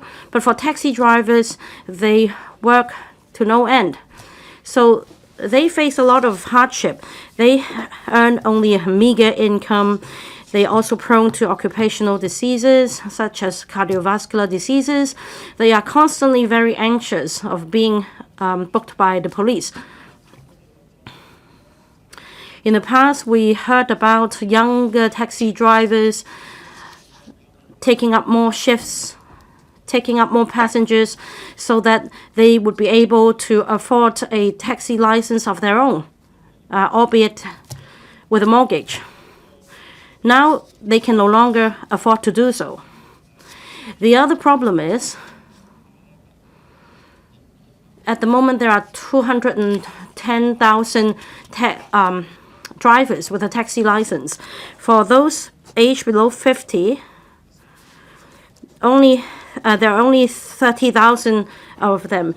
That means for the remaining 180,000, they are above the age of 50, if not 60, or even older. I foresee more and more hardship coming for the taxi trade. Now, supposedly, the taxi fleet regime will be introduced. But the crux of the problem is, why is it that the percentage of having an employment relationship with the owner and the driver is just 10% and not more?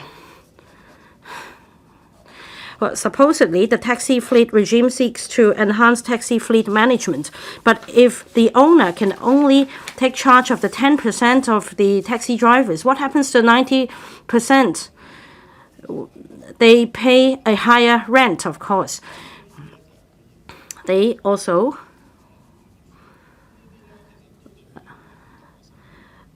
will be very anxious in meeting the cost of renting this shift.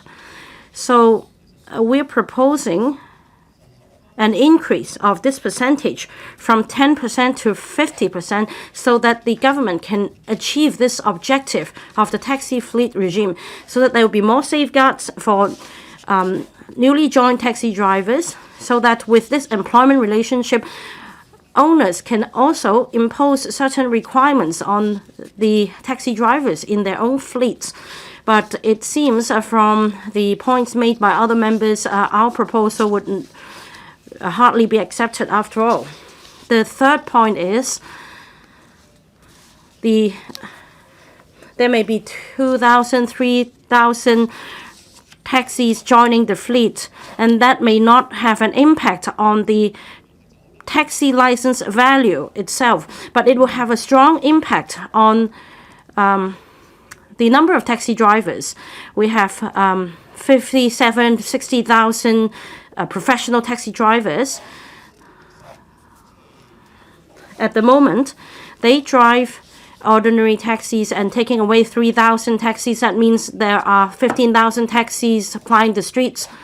Now, if we take more drivers further from the scene, that means that there will be fewer drivers. There will be more idle taxis. So after introducing the taxi fleet regime, some drivers will join the fleet. And when we no longer have sufficient single or standalone drivers, that means in the street you won't be able to easily spot a taxi. And it is our concern whether this will spark a lot of complaints.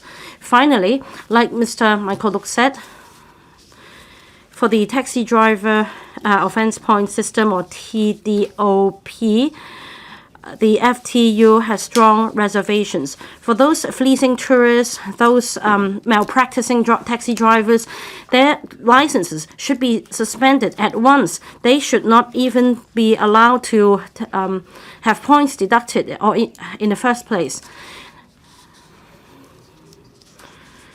But for the sake of argument, for some of the offenses, there may be grounds for them to perform certain acts. So will this cause some taxi drivers to incur so many points such that they are disqualified from driving a taxi, thereby reducing the number of taxis in the street? Having said that, I think what the government needs to do right now is to go after the unlicensed or the white licensed vehicles so that we have a more favorable environment to take forward the trade's development. Does any other member wish to speak? If not, I now call upon the Secretary for Transport and Logistics to speak, and then the debate will come to a close. Secretary. President, to implement a series of measures to improve the overall quality of personalized point-to-point transport services, the government introduced the Road Traffic Legislation Enhancing Personalized Point-to-Point Transport Services Amendment Bill 2023 on the 12th of July this year, and also another bill, the Tax Driver Offence Points Bill, which we will deal with later. The two bills received their first and second readings. The two bills are considered by the same Bills Committee. I am particularly grateful to the chairman of the Bills Committee, Mr. Chen Kin-fo, and the other 14 members of the committee, as well as colleagues of the Legislative Council Secretariat for the hard work and support. So the scrutiny of the bill was completed without hiccups. I'm also grateful to the members who spoke in this debate on the bill, and I thank them for their support. Personalized point-to-point transport services is an important aspect of transport system in Hong Kong. The government has been adopting various measures to encourage enhancement of service quality. But in recent years, there's extensive comments in the community that government should strengthen regulation of taxi services for better quality and sustainability. At the same time, there's illegal carriage of passengers for hire or reward by motor vehicles these days, and that's caused concern about passenger safety. To respond to the aspirations of the public and the sector, the government has reviewed the overall operation and management of taxis, and we've come up with a series of measures to enhance the quality of personalized point-to-point transport services. The aim is for the long-term healthy development of the taxi industry to be promoted. And then it covers 4 major policies in this bill, that is introducing a fleet taxi regime, to increase the maximum passenger carrying capacity, 3, to introduce a 2-tiered penalty system, and 4, to increase the penalty for the illegal carriage of passengers for hire or reward. Introducing a taxi fleet is an important step in promoting the progress of the industry. Under the fleet regime, the Transport Department will issue licenses to those who wish to run a taxi fleet, and through licensing conditions, the operation and management of taxi fleets will be regulated. And then there will be also special requirements. For example, online booking channel must be provided, and electronic payment must be accepted too. And then there will be closed circuit TV to be installed in taxis to enhance driving safety and so on. By introducing a taxi fleet regime, we hope that taxi fleet that provides premium service will play a leading exemplary role. So with market evolution, we will be able to gradually change the ecosystem of the trade.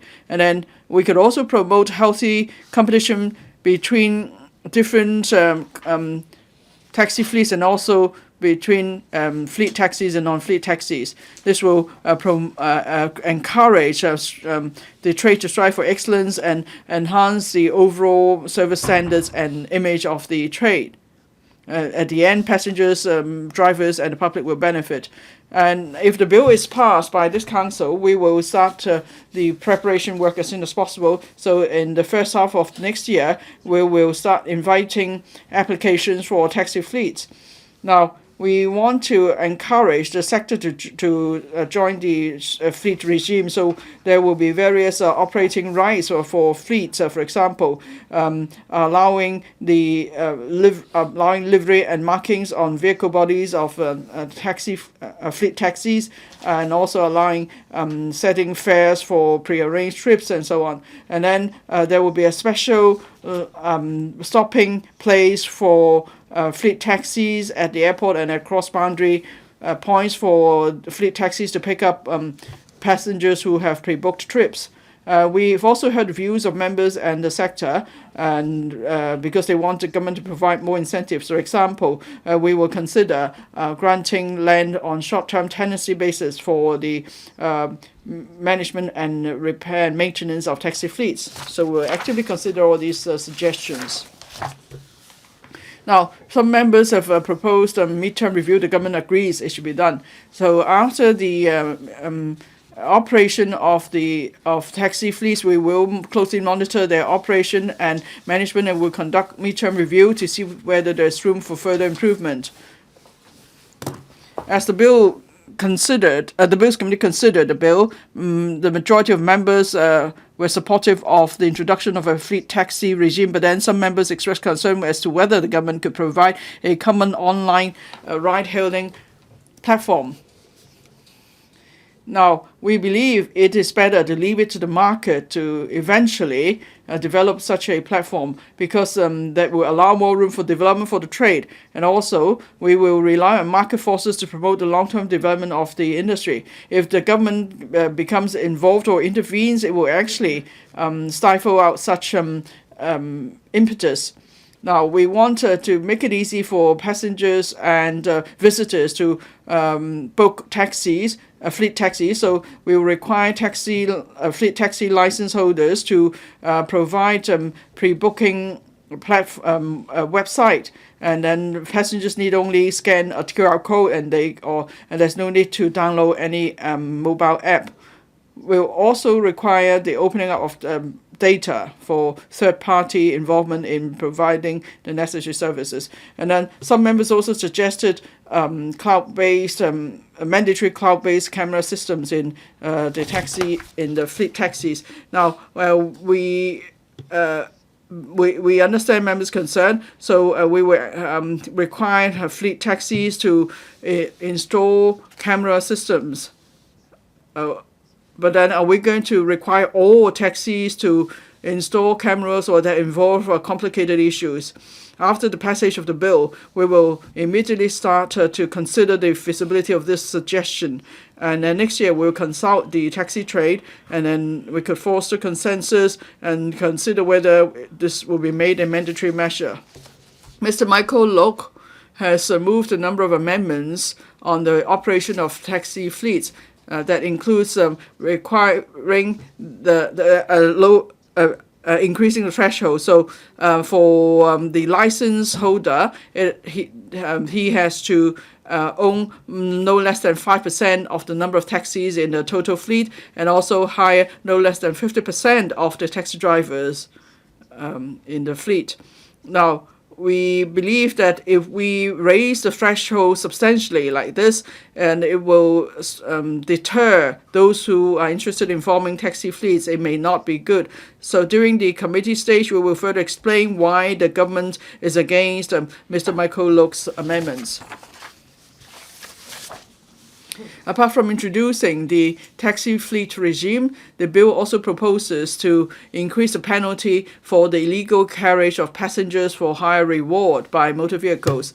The first conviction now is level 2 fine of $5,000 and a level 3 fine of $20,000 for subsequent convictions, and they'll be increased to a level 3 fine $10,000 for the first conviction and level 4 fine of $25,000 for subsequent convictions. This will provide new reference indicators for the court as it considers meting out penalties for cases having regard of the actual circumstances. And also, we will increase the period of license suspension and vehicle impoundment. The first conviction is currently 3 months of suspension, impoundment, and 6 months for subsequent convictions. That will be increased to 6 months and 12 months respectively. This will be deterrent because if a vehicle is impounded, that means the vehicle owner or taxi drivers will have no means to continue with the trade, and also will be a deterrent to other owners who rent out vehicles. Now, between 2019 and 2022, the court has suspended licenses and impounded vehicles involving 35 and 90 vehicles during this period. And then, having heard members' views, we will further amend Section 55.3 of Clause 55.3 of the bill to increase the penalty, the imprisonment term, from 3 months for the first conviction and 6 months for subsequent convictions to 6 months and 12 months respectively for the illegal carriage of passengers for hire and reward. I will be moving amendments to this effect during the committee stage. The government will closely monitor the situation of illegal carriage of passengers for reward or hire, and will adopt a multi-pronged approach, including law enforcement, publicity and education to combat such acts. The government, the police will step up law enforcement as well. Now that we are going to increase the penalty, so together that will serve a stronger deterrent effect. The government will also start reviewing the existing legislation for a more effective approach in combating such illegal acts, and we'll see how we can also regulate online ride-hailing platforms that are illegal. Now, apart from the other two measures that I just mentioned, the bill also proposes introducing a two-tiered penalty system for 4 types of the more serious offences involving taxi drivers to enhance the deterrent effect. This is in response to the community's demand for tackling these black sheep.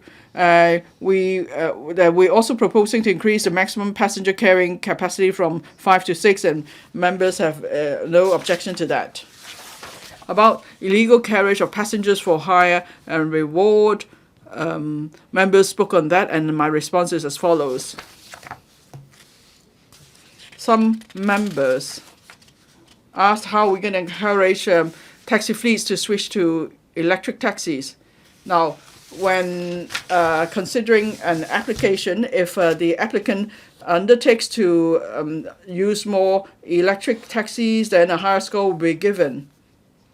And then in determining whether taxi model is the kind of luxury taxis under the fleet regime, the taxi regime, then we would determine that if that's the case, there will be a lower taxable value and so on. So this is to encourage the use of electric taxis. But at the same time, there is not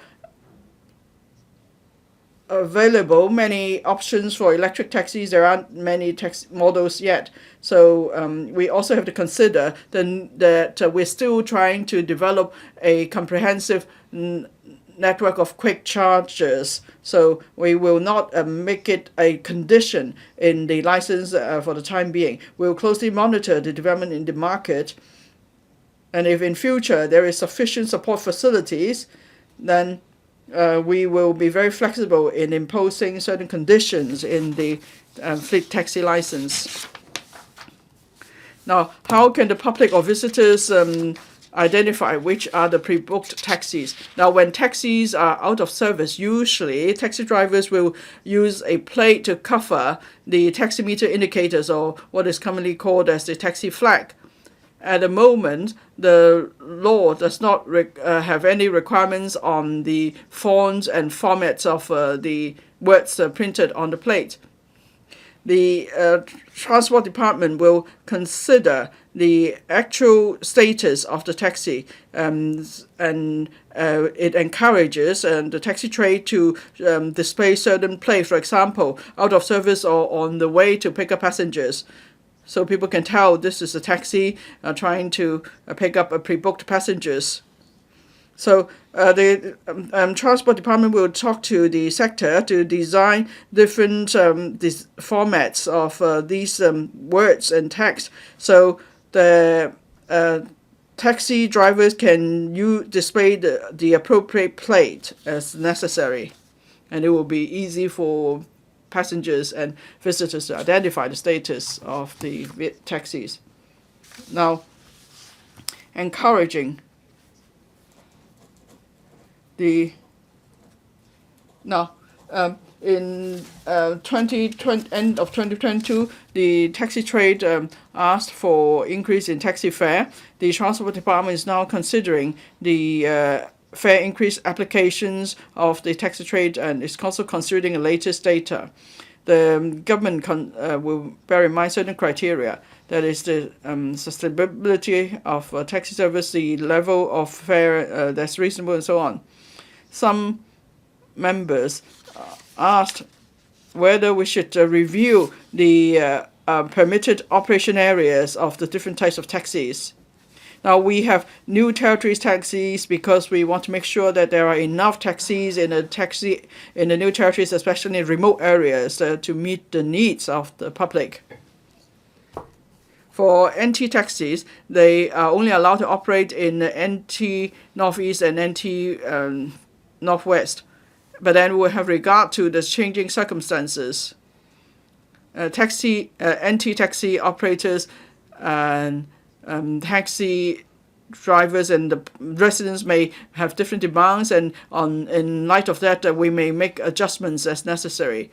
The government is now reviewing the permitted operation areas of different types of taxis, and will keep in close communication with the trade. We have regard to the completion of major infrastructure development and the latest transport network and so on in our review. Now, members expressed concern about the health condition of aged drivers.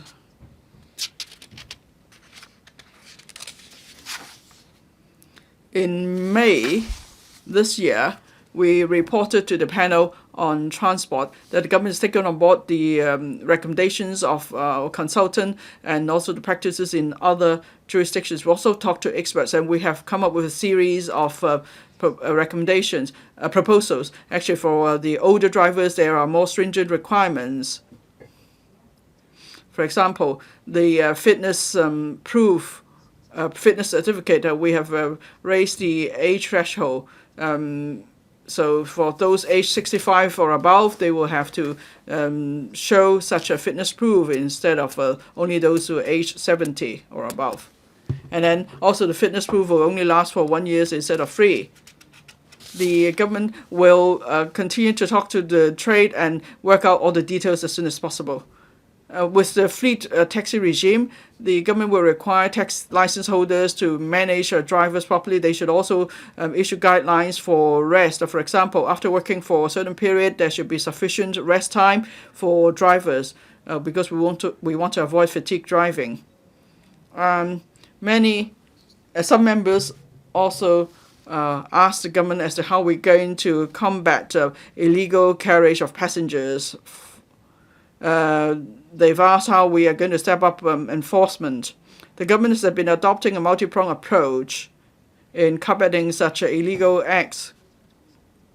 The police also mounts targeted law enforcement actions such as collecting intelligence, conducting decoy operations, carrying out investigation upon complaints, and so on. In September this year,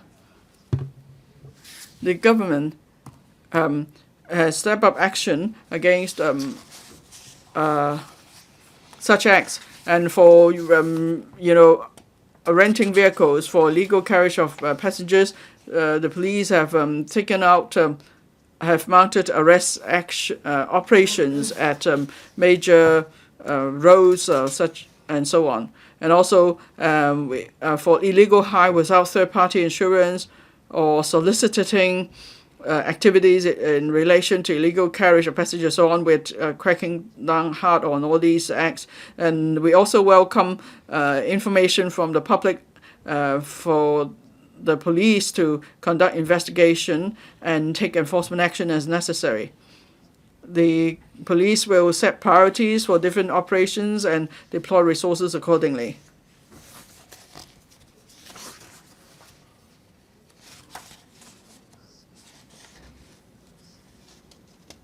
Now, about requiring vehicles involved in vehicle owners of vehicles involved in accidents to provide information, that is, who drove the vehicle and so on. Well, owners have certain liability, but then at the same time, the owner of the vehicle that has rented a vehicle may not know exactly who drives the vehicle. And here the Road Traffic Ordinance Cap 374 may be relevant, and there are serious provisions on serious offences. That is, for registered owners of vehicles, if they fail to provide information of the driver involved in an accident, there could be certain penalties. And then for Section 63 bracket 5 on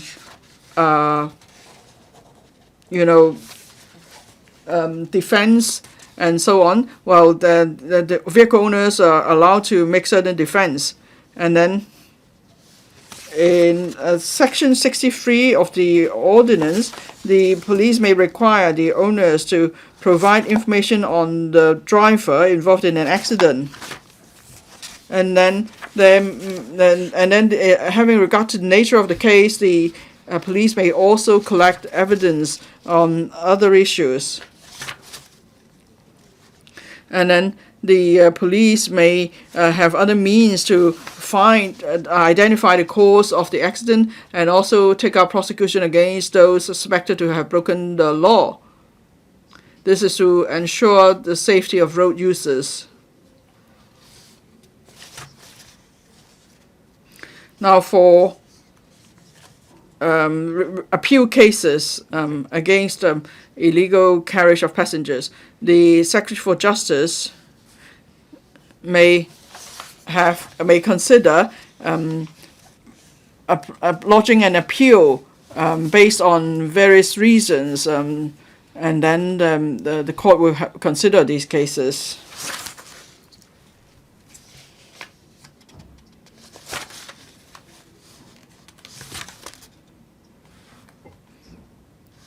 Now, some members asked about the timetable for regulating online ride-hailing platforms.